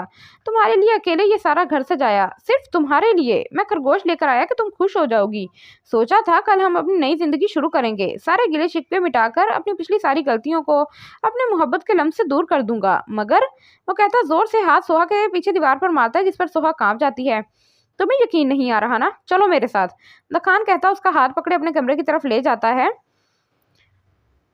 ये देखो मैंने तुम्हारे लिए सजाया था, सिर्फ तुम्हारे लिए। दखान जब सोहा को अपने कमरे में लाकर छोड़ता है तो कमरा लाल गुलाब से सजा और महक रहा होता है। सोहा को पहले यकीन ही नहीं आता कि ये सब दखान ने उसके लिए किया था। मगर तुम हो ही नहीं इसके काबिल, वो कहता बेड पर मौजूद गुलाब के फूलों से सजे बुके को उखाड़ कर नीचे फेंकता है, और सोहा उसका गुस्सा देखकर पीछे की तरफ कदम बढ़ाती है। कमरे की हर चीज दखान की नजर होकर रह गई थी। ये कमरा तो वो लग ही नहीं रहा था जो कुछ देर पहले सोहा ने देखा था। तुम्हें पता है मेरा दिल मोम हो रहा था। मैंने सोचा था कि तुम्हें लेकर हमेशा के लिए बाहर चला जाऊंगा, वहां अपनी फैमिली बनाऊंगा, मगर नहीं। वो सोहा की तरफ आकर उसे दोनों हाथों से पकड़ता शदीद गुस्से से चीखता है, तुमने रोहान से मिलकर मेरा दिल तोड़ दिया।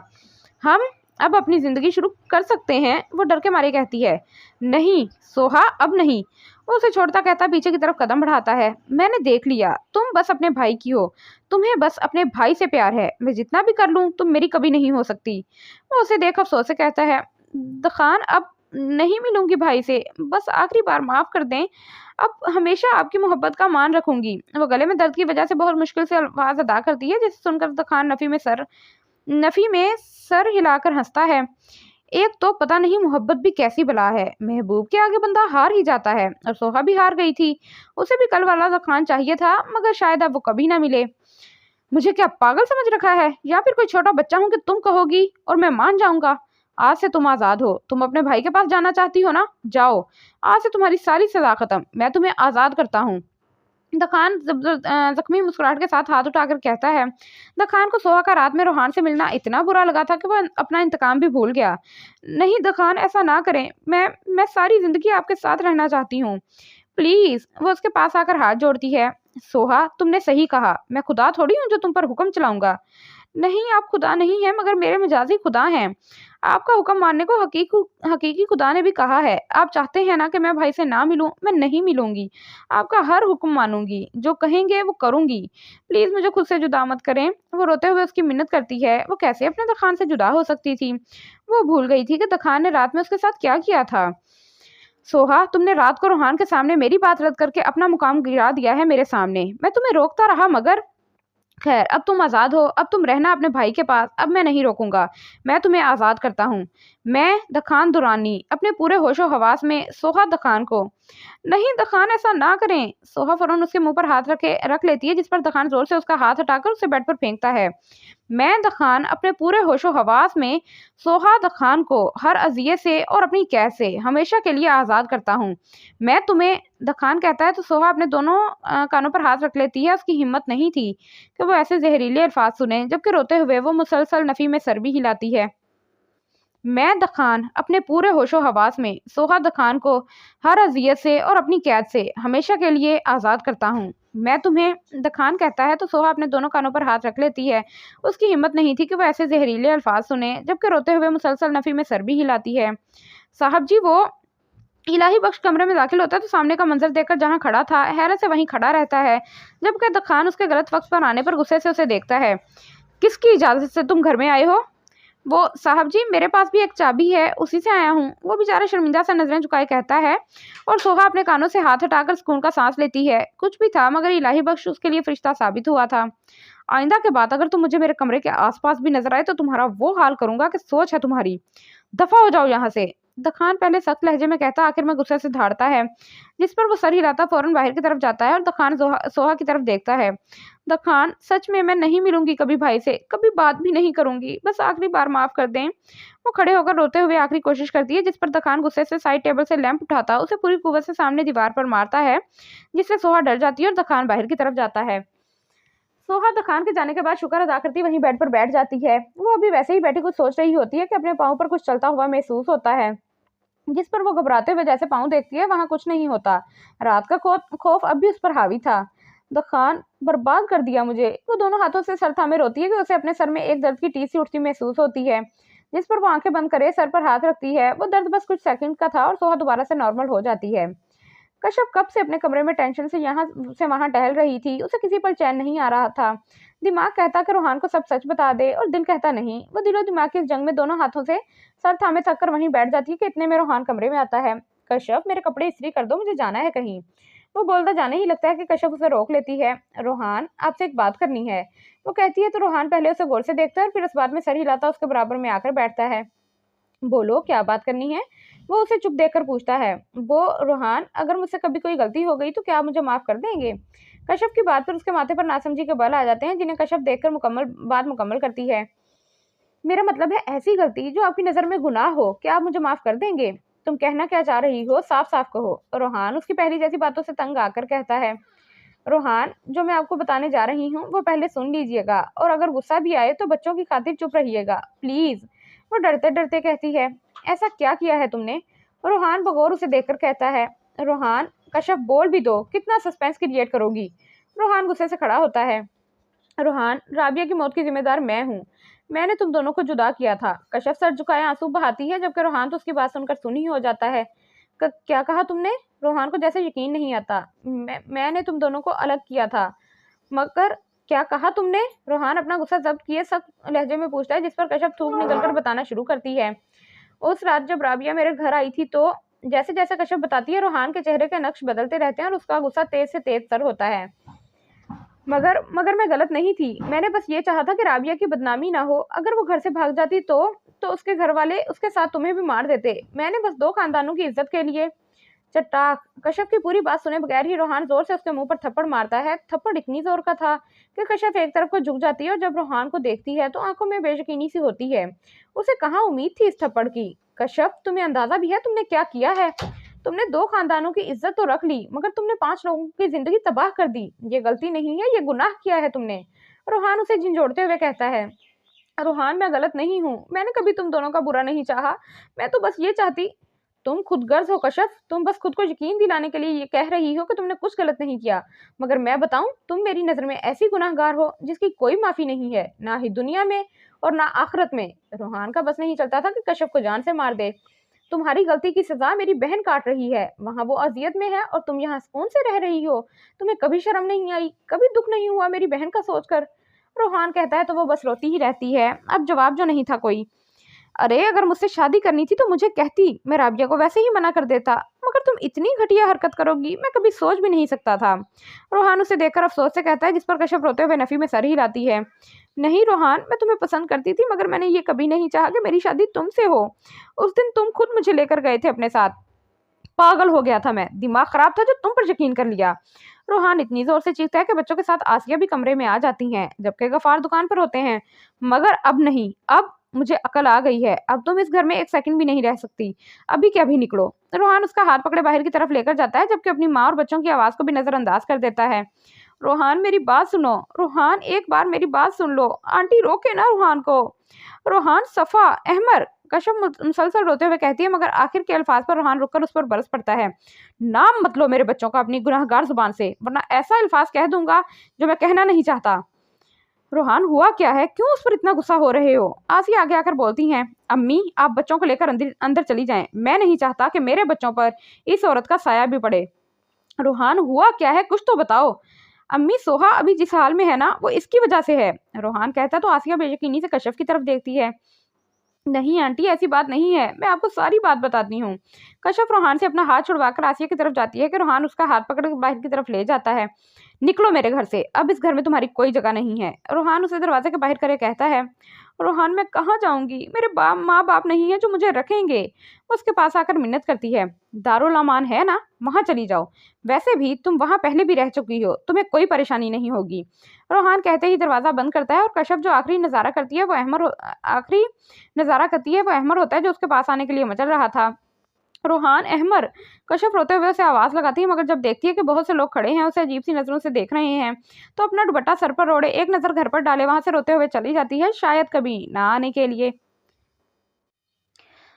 दखान और सोहा को हवेली आए कुछ ही देर हुई थी। सोहा तो आते ही अपने कमरे में चली गई थी, जबकि दखान थोड़ी देर दादी के पास बैठकर अब अपने कमरे में आ गया था। वो कमरे में आकर अपनी मखसूस जगह सोफे पर बैठकर अपनी महबूब सिगरेट को हाथों में लिए उसे होंठों से लगाता है। वो अभी सोफे से टेक लगाकर बैठा कल के बारे और आज के बारे में सोच ही रहा होता है कि आहत गुस्से से उसके कमरे का दरवाजा खोले और फिर वैसे ही दरवाजा बंद कर उसके पास आकर खड़ा होता है। दकान उसके आने पर आंखें खोले उसे देखकर दोबारा से सोफे की पूंछ से टेक लगाता आंखें मौन लेता है। दखान तू इतना जलील होगा मैंने कभी सोचा नहीं था। आहत कहता है तो दखान आंखें खोले गुस्से से उसे देखता है। ये क्या बकवास कर रहा है तू? दखान सोफे की पुष्ट को छोड़े सीधा होकर बैठता है, जिस पर आहत एक कुर्सी खींचकर उसके सामने बैठता है। ये बकवास नहीं तेरी असलियत है। आहत वैसे ही गुस्से से उसे उंगली दिखाते हुए कहता है। आहत औकात में रह अपनी, वरना तेरी जुबान खींच लूंगा। दखान गुस्से से खड़ा होता है तो आहत हंस देता है। किस किस की जुबान खींचेगा? सोहा को तो गूंगा कर दिया और कैसे करेगा? अहद की बात सुनकर दखान का गुस्सा झाग की तरह बैठ जाता है। क्या क्या मतलब तेरा? मेरा वही मतलब है जो तुझे समझ आ रहा है। मुझे पता है सोहा तेरी बीवी है, और वो बदकिस्मत बीवी जिसके शोहर को उसकी कदर नहीं है। अहद कहता है तो दखान हैरान सा उसे देखता है। चल हर जुल्म ठीक, मगर जो कल तूने किया वो क्या था? पहले उसकी बर्थडे सेलिब्रेट की, पूरा घर सजाया, ओ अमेजिंग। अहद खड़े होकर तालियां बजाता उस पर तंज करता है। और फिर तूने उसे ऐसे कमरे में बंद कर दिया जहां हम नौकरों को भी जाने नहीं देते, सिर्फ इसलिए क्योंकि वो अपने भाई से मिली थी। चल ये भी सब ठीक, मगर सुबह तो उसे तलाक दे रहा था। लानत हो तुझ पर दखान दौरानी। दखान उसके मुंह से इतना सब सुनकर शौक सा उसे देखता है। सोहा ने बताया है ना तुझे? उसे तो मैं, दखान कहता बाहर की तरफ बढ़ता है कि अहद उसका हाथ पकड़ लेता है। तो खुद सोच, वो कभी बता सकती है मुझे, जब उसे पता हो कि उसके ऊपर एक जल्लाद नजर रखा हुआ है? ये सब मुझे सोहा ने नहीं, इलाही बख्श ने बताया है। वो मेरा गुलाम होकर तुझसे वफादारी निभा रहा है। दखान को इलाही बख्श पर बहुत गुस्सा आता है। उसने ये सब मेरे पूछने पर बताया है। तुझे पता है जब तू सोहा को गुस्से से देखता था और फिर सोहा फौरन घबरा जाती थी, मुझे पता नहीं क्यों तुम दोनों पर शक होता था। मैं पहले ही खुद लगा रहा पता लगाने में, मगर कोई सबूत मेरे हाथ ना लगा। तभी मैंने इलाही बख्श को फोन किया और उससे पूछा। पहले तो वो मना करता रहा, मगर फिर मैंने सख्ती से पूछा तो उसने अलीफ से ये तक मुझे सब बता दिया। और अभी तुम लोगों के आने से पहले जब मैंने उसे फोन किया तो उसने पता है क्या बताया? आहत गुस्से से उसे देखकर पूछता है, जिस पर वो भी चेहरा ऊपर उठाए उसे देखता है।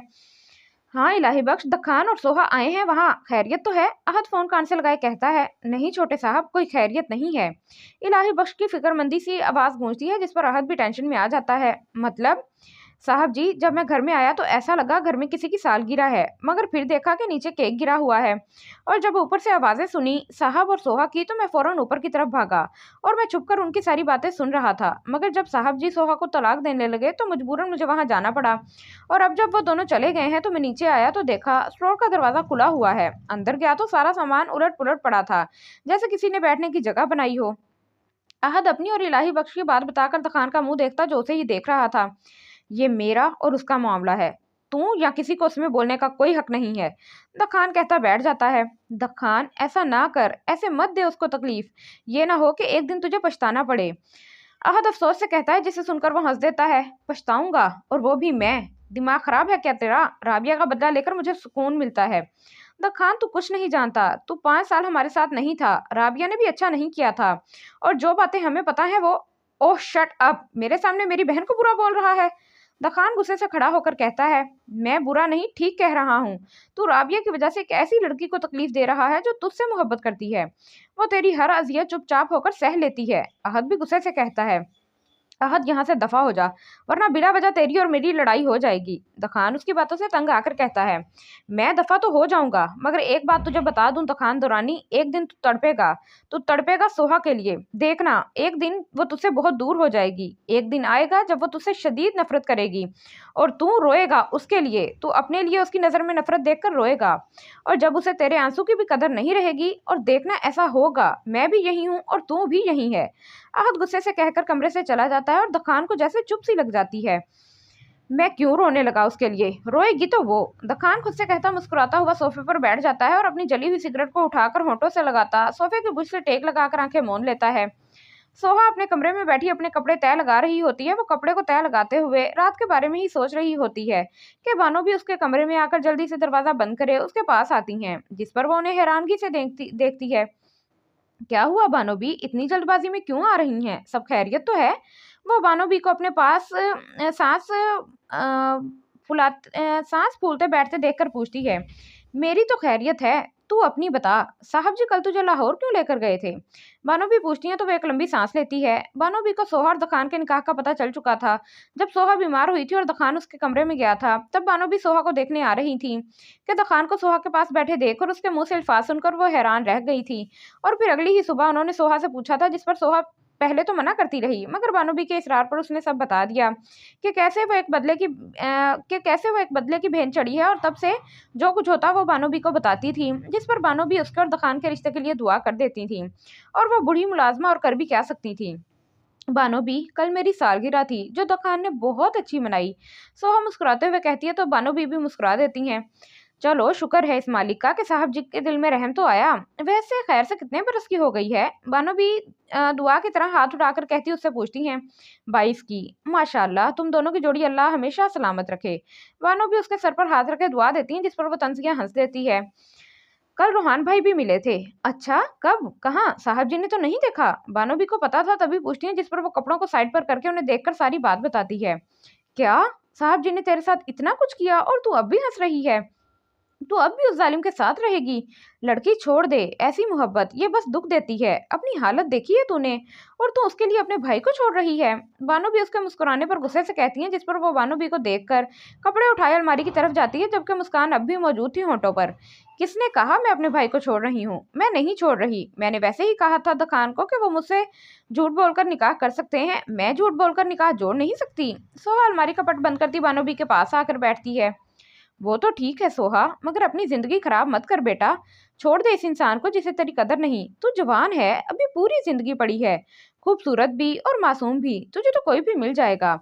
मगर बानोबी, वो मेरा जालिम हमसफर तो नहीं होगा ना? बानोबी की बात पर वो हंसते हुए कहती है। मुझे लगता है तू पागल हो गई है, तभी ऐसी बहकी बहकी बातें कर रही है। अच्छा, सोहा उनकी बात सुने बस यही जवाब देती है। सोहा मत कर उससे मोहब्बत। सोहा नहीं है सोहा मत कर उससे मोहब्बत। नहीं है अब मोहब्बत के नाम से भी नफरत हो गई है। वो चीख कर कहती है तो बानो भी हैरत से उसे देखती है कि ये बात सोहा कह रही है। फिर वो लंबी सांस लेकर उनके पास बैठती है। बानो भी, नहीं है मुझे अब उससे मोहब्बत, नफरत है मुझे दुखान से। कब तक मोहब्बत निभाती, कब तक मोहब्बत के नाम को दुखान के साथ जोड़कर जलील करती? अब बस मोहब्बत खत्म, अब नहीं है मुझे दुखान से मोहब्बत। अब जो लफ्ज होता है ना, एक नफरत, अब कल से मैं दुखान के लिए वो महसूस कर रही हूँ। तो फिर तो उसके सामने इतने तरले क्यों डाल रही थी? क्यों नहीं ली फिर उससे तलाक? बानो भी उसकी बात सुनकर कहती हैं, ये भी बहुत जल्द पता चल जाएगा आपको। खैर अभी आप दुआ करें कि मुझे कभी तो खान से मोहब्बत ना हो, बल्कि एक ये दुआ करिएगा कि मुझे दखान से शदीद नफरत हो जाए। कल जो कुछ दखान ने मेरे साथ किया ना, उससे मुझे नफरत हो गई है, और दुआ करिएगा कि मैं हमेशा अपनी नफरत में कायम रहूं। आमीन। वो खुद ही कहती खड़ी होती ही है कि सर में दोबारा वही सुबह वाला दर्द उठता है, जिससे वो वापस बैठ जाती है।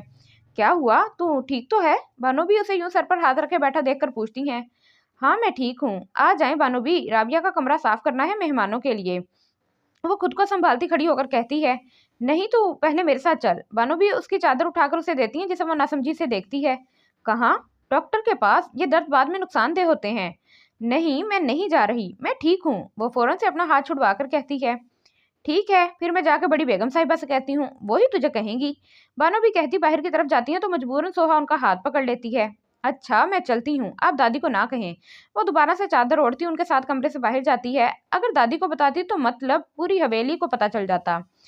सोहा डॉक्टर, जो उम्र में 34 से 36 के लग रहे थे, के सामने बैठी टेबल पर रखे पेन को देख रही थी। और डॉक्टर कब से सोहा की रिपोर्ट दे पढ़ रहे थे, जबकि बानो भी फिक्रमंदी से डॉक्टर को देख रही थी। बिल आखिर रिपोर्ट पढ़ के अपना चश्मा उतार के सामने टेबल पर रखते हैं और दोनों हाथों को आपस में मिलाकर सामने टेबल पर रखे सोहा से मुखातिब होते हैं। सोहा, आपको पता है आपको क्या बीमारी है? डॉक्टर पूछते हैं तो वो सर उठाकर उन्हें देख के मुस्कुराते हुए इस बात में सर हिलाती है। फिर भी आप रिलैक्स हैं, हैरत है मुझे आप पर। डॉक्टर हैरत से बोलते हैं। क्या बीमारी है इसे? भानुबी को जब कुछ समझ नहीं आता तो पूछ लेती हैं, जिस पर डॉक्टर सोहा को देखते हैं, जो नफी में सर हिलाती है, जिस पर डॉक्टर एक गहरी सांस लेकर उनकी तरफ मुतवज्जा होते हैं। इन्हें ब्रेन ट्यूमर है, मतलब इनके दिमाग में रसोली है। क्या? इसे मगर ज्यादा फिक्र की बात नहीं है, क्योंकि ये अभी कुछ महीने पहले ही इनके दिमाग में पैदा हुई है। अभी इनका इलाज दवाइयों से मुमकिन है। डॉक्टर कहते हैं तो भानुबी को थोड़ा हौसला होता है, मगर थोड़ा। मैं कुछ मेडिसिन लिख रहा हूँ, आपने रोज लेनी है, एक दिन का नागा भी नहीं करना और ना ही कोई टेंशन लेनी है। डॉक्टर पर्ची लिखते हुए कहते हैं, जिसमें वो उस बात में सर हिलाती है।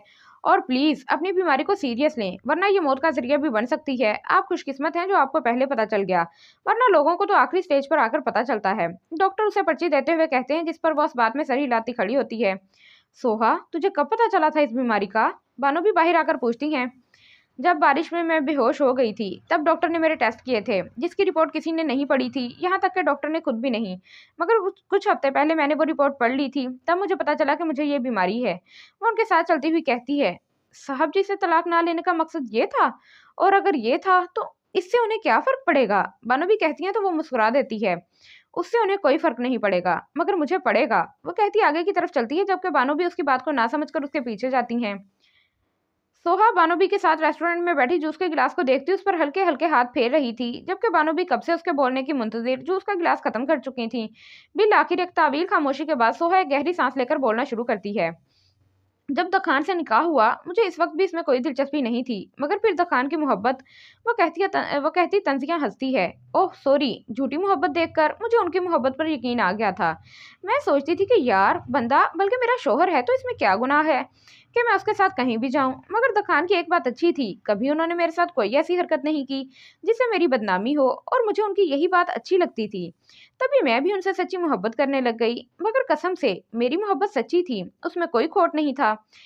वो कहती बानोबी को ऐसे बताती है जैसे यकीन दिलाना चाहती हो, जिस पर बानोबी इस बात में सर हिलाती हैं। फिर जब मुझे पता चला कि ये निकाह, ये मोहब्बत तो एक बदला था, उसमें दूर दूर तक कहीं सच्चाई थी ही नहीं, मगर फिर भी पता नहीं उस वक्त मुझे उनसे नफरत नहीं हुई।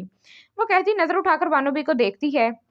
फिर दखान मुझे हवेली ले आए। मैं समझी थी कि हवेली वाले भी दखान की तरह होंगे, मगर नहीं, वो बिल्कुल दखान से मुख्तलिफ हैं। वो दखान की तरह दो चेहरे नहीं रखते, सब बहुत अच्छे हैं। खैर मैं भी क्या लेकर बैठ गई। वो आखिर में कहती नीम सा मुस्कुराती है, फिर एकदम ही उसकी आवाज भारी हो जाती है। कभी कभी मैं सोचती हूँ क्यों मैंने दखान से मोहब्बत की, क्यों उनकी झूठी मोहब्बत पर आंखें बंद करके यकीन किया।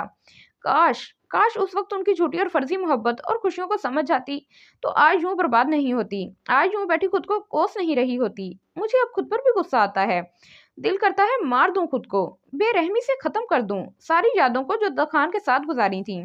वो रोते हुए कहती है, जबकि बानो भी दुख और नम आंखों से उस बदकिस्मत को देखती है जिसे दखान ने बर्बाद कर दिया है। आपने पूछा था ना कि मैं दखान से तलाक क्यों नहीं ली, जबकि मैं उससे अब नफरत भी करने लग गई हूँ। वो संभलती अपने आंसू साफ करे बानो बी से पूछती है, जिस पर वो उस बात में सर हिलाती हैं। मुझे दखान से नफरत हो गई है, मगर पूरी तरह से नहीं, लेकिन मोहब्बत अब नहीं है। वो आखिर में बता भी देती है कि कहीं बानो भी मोहब्बत ना समझे। मुझे कुछ समझ नहीं आ रहा सोहा कि तू कहना क्या चाह रही है। एक जगह तू कह रही है कि मोहब्बत नहीं है, और एक जगह कहती है कि नफरत पूरी तरह से नहीं हुई, मतलब इस बात का।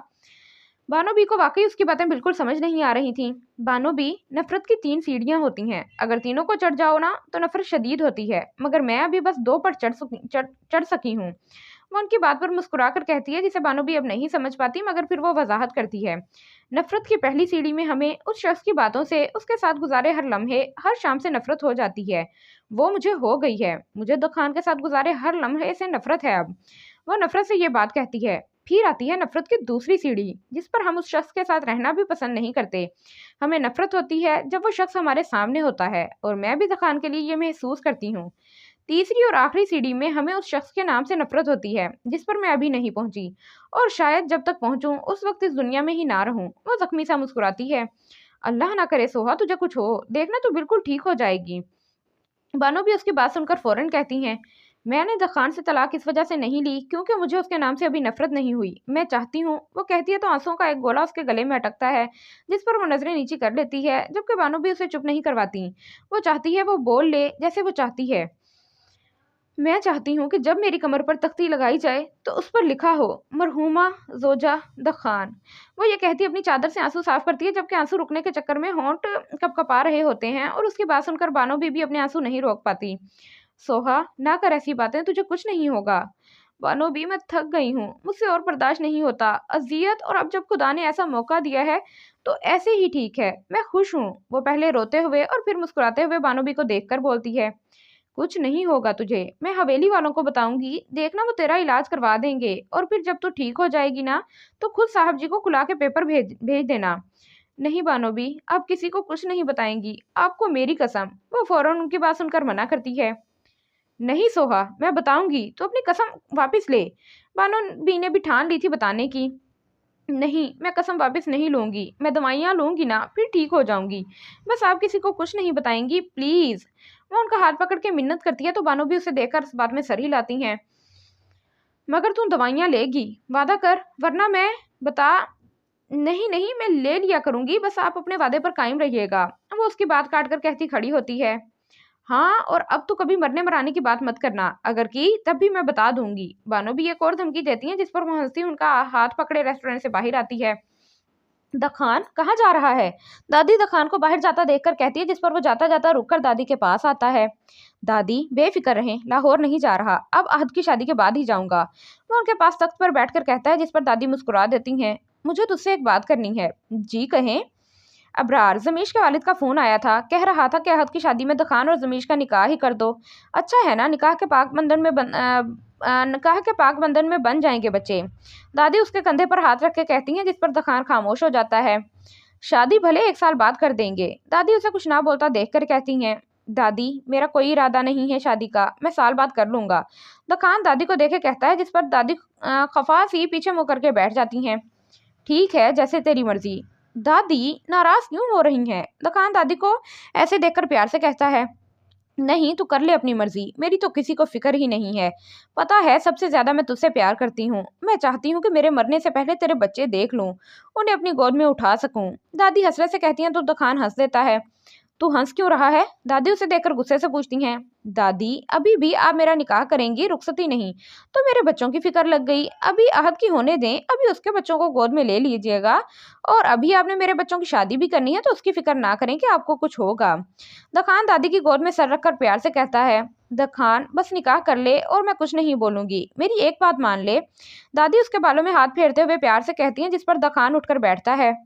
दादी इसके बाद किसी बात की जिद नहीं करोगी, बस निकाह कर ले। दादी मजलूम सा मुंह बनाकर कहती हैं, तो द खान किसी सोच में पड़ जाता है। बोल द खान, तेरी खामोशी को मैं हाँ समझूं कि ना? दादी आंखों में उम्मीद लेकर पूछती हैं, जिस पर वो नीम मुस्कान के साथ इस बात में सर हिलाता है। मगर शादी के लिए मुझे फोर्स मत करिएगा, शादी मैं अपनी मर्जी से करूंगा। वो कहता खड़ा होता है, हाँ शादी तो अपनी मर्जी से करना, अब अहद के वलीमे में तेरा निकाह रख देते हैं, ठीक है? दादी कहती हैं, तो वो उस बात में सर हिलाता बाहर की तरफ जाता है। सोहा, फिर से कह रही हूँ, दवाई यहाँ से लेनी है। बानो भी सोहा को पूरे रास्ते यही समझा कर आ रही थी, और अब भी वो इसे यही बता रही थी कि दखान सामने से आता देखता है, जिस पर वो खामोशी से अंदर की तरफ जल्दी से निकल जाती है, जबकि सोहा जल्दी नहीं करती। वो वैसे ही सर झुकाए अंदर की तरफ बढ़ती है। रुको, कहाँ से आ रही हो? दखान सोहा को देखकर रोकता है। डॉक्टर के पास गई थी, वो उसे सर उठाकर जवाब देती है। क्यों? दखान माथे पर बल्ला कर पूछता है। मैंने कपड़े दिए थे, उसे वही पूछने गई थी कि सिल गए हैं या नहीं। सोहा उसके बेतुके सवाल पर चिढ़कर कहती है। अच्छा, सिल गए फिर? द खान भी दखान भी पैंट की जेबों में हाथ डालकर पूछता है। हाँ, सिल गए। सोहा कहती अंदर की तरफ जाती है कि दखान उसका हाथ पकड़ लेता है, जिस पर वो हैरत से देखती है।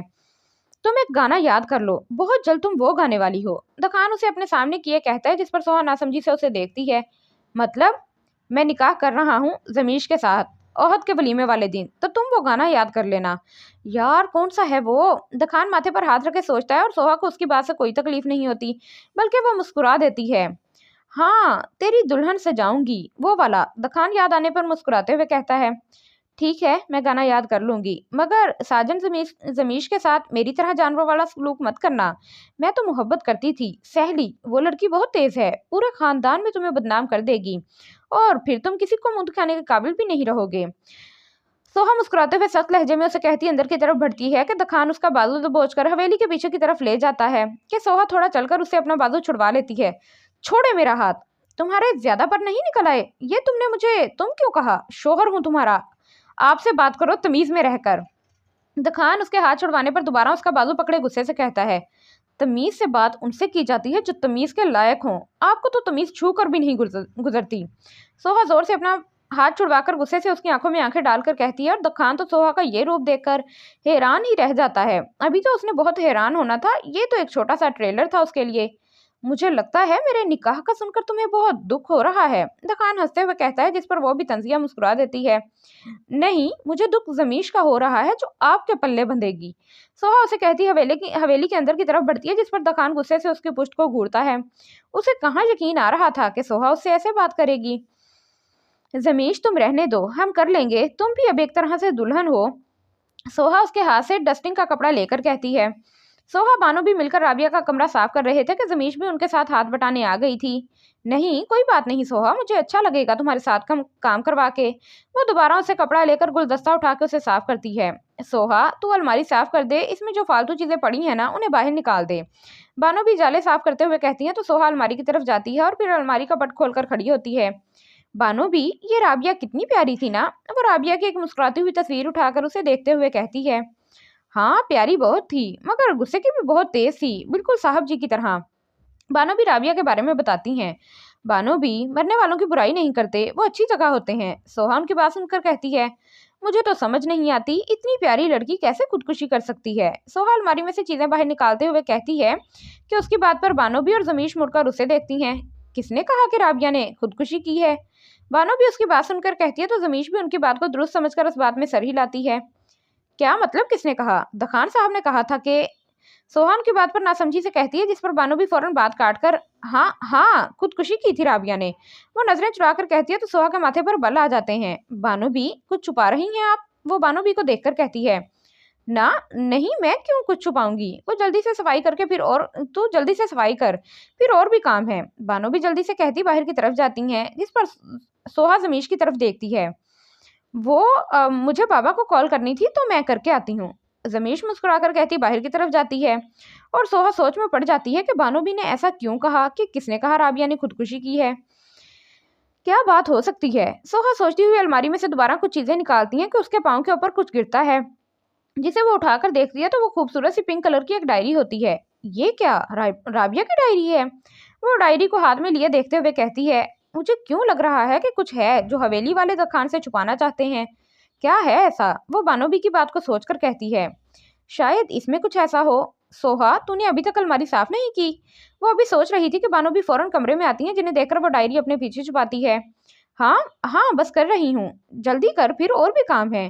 बानोबी कहती बाहर चली जाती हैं और सोहा डायरी को लिए अपने कमरे में जाती है और कमरे में आकर उसे बेड के नीचे रखकर दोबारा राबिया के कमरे में आकर अपना काम शुरू करती है, जो वो छोड़कर गई थी। मुझे मामा के पास जाना है, मुझे मामा के पास जाना है। अहमर कब से रोहान की गोद में बैठा रोता हुआ बस यही बोल रहा था, और रोहान कब से उसे कभी मोबाइल देता तो कभी कोई चीज देकर बहला रहा था, मगर वो किसी कीमत पर भी चुप नहीं हो रहा था। रोहान, ले आओ कशफ को, पता नहीं वो बच्ची कहाँ गई होगी। इसका तो कोई है भी नहीं जिसके पास वो जाएगी। आसिया अहमर की हालत देखकर रोहान से कहती है। अम्मी, वो नहीं आएगी इस घर में, और बहुत जगह है इसके रहने की, रह लेगी कहीं। रोहान माथे पर बल डाले कहता है। रोहान बेटा, जो हुआ उसे छोड़ दो, वो तुमसे माफी मांग तो रही है। उसे अपनी गलती का एहसास है बेटा, उसे माफ करके घर ले आओ। देखो बच्चा कैसा रो रहा है अपनी माँ के लिए। अम्मी नहीं है उसकी गलती की कोई माफ़ी, मैं नहीं कर सकता उसको माफ़, और ये बच्चे मेरे हैं उसके नहीं हैं। रूहान की आवाज़ गुस्से से तेज़ हो जाती है। अपने बाप को क्या कहोगे, सोचा है कुछ? हाँ, जो सच है वो बताऊंगा, देखना अब्बू भी मुझे ही ठीक कहेंगे। उसे जैसे यकीन था। रूहान, अपने बच्चों पर तरस खाओ बेटा, देखो तो उसकी क्या हालत हो गई है। आसिया अहमद को मुसलसल रोता देखकर कहती हैं, अम्मी चुप हो जाएगा ये, आप इसकी फिक्र मत करें, मैं संभाल लूंगा इसे। रूहान कहता उसे लिए खड़ा होता बाहर की तरफ जाता है।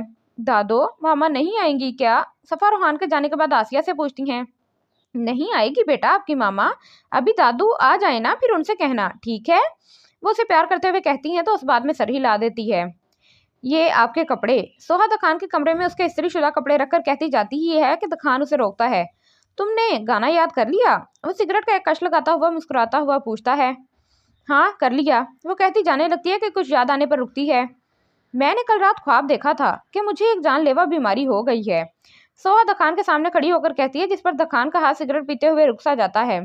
अगर मुझे ऐसी बीमारी हो गई तो आपका क्या रिएक्शन होगा? वो उसे देखते हुए पूछती है, जिस पर दखान सिगरेट फेंक कर खड़ा होता है। अल्लाह ना करे तुम्हें कभी ऐसी बीमारी हो, कुछ भी है, मगर मगर तुम बीवी हो मेरी, भले ही जुल्म करता हूँ, लेकिन इतना तो है तुम्हारे बारे में बुरा कभी नहीं सोच सकता कि तुम्हें कुछ हो। ऐसी बातें मुंह से मत निकाला करो। दखान उसे बाजू से पकड़कर आराम से कहते हैं, जिस पर सोहा हैरानगी से उसे देखती है। मगर फिर कुछ ही देर में दखान का कहकहा कमरे में गूंजता है। हा हा हा, ऐसा मैं नहीं बोलूंगा, किसी खुशफहमी में मत रहना। दखान दोबारा बैठकर अपनी फेंकी हुई सिगरेट उठाकर होंठों से लगाता है। मुझे पता था आप कभी भी ये नहीं कह सकते। सोहा उसे देखकर कहती है। हाँ, अगर किसी दिन तुम मेरी बात मान लेती, अगर उस दिन तुम मेरी बात मान लेती तो फिर मुझे तुम्हारा दुख होता। दखान सिगरेट का धुआं हवा के सुपुर्द करे मुस्कुराते हुए कहता है। नहीं, आप ऐसे ही ठीक हैं। सोहा कहती बाहर की तरफ जाती है। सुनो जी। दखान के मुड़ने पर दखान की आवाज़ पर वो बगैर मुड़े कहती है।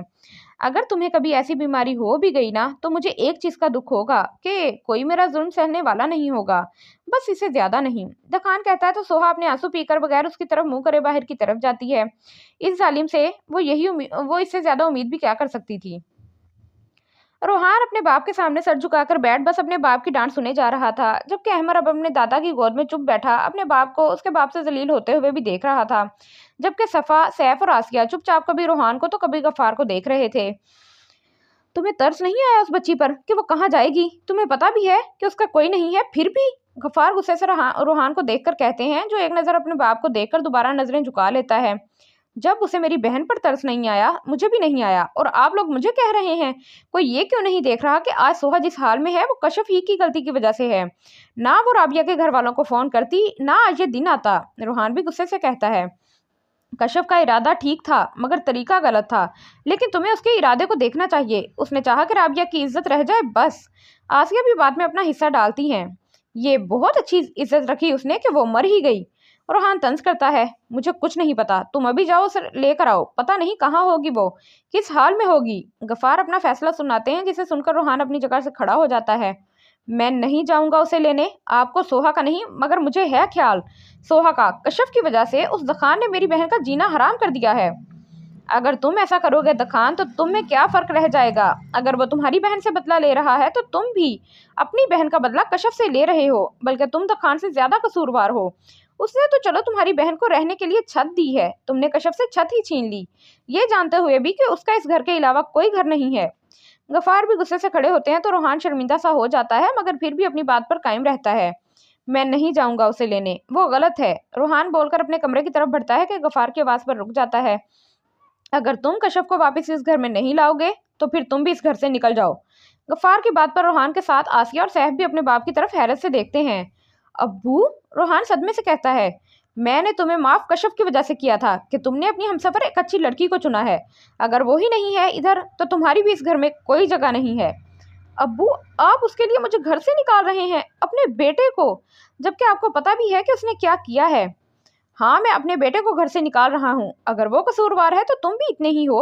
अगर उसने गलत किया तो तुमने भी तो राबिया के बारे में ना जाना और कशफ से शादी कर ली।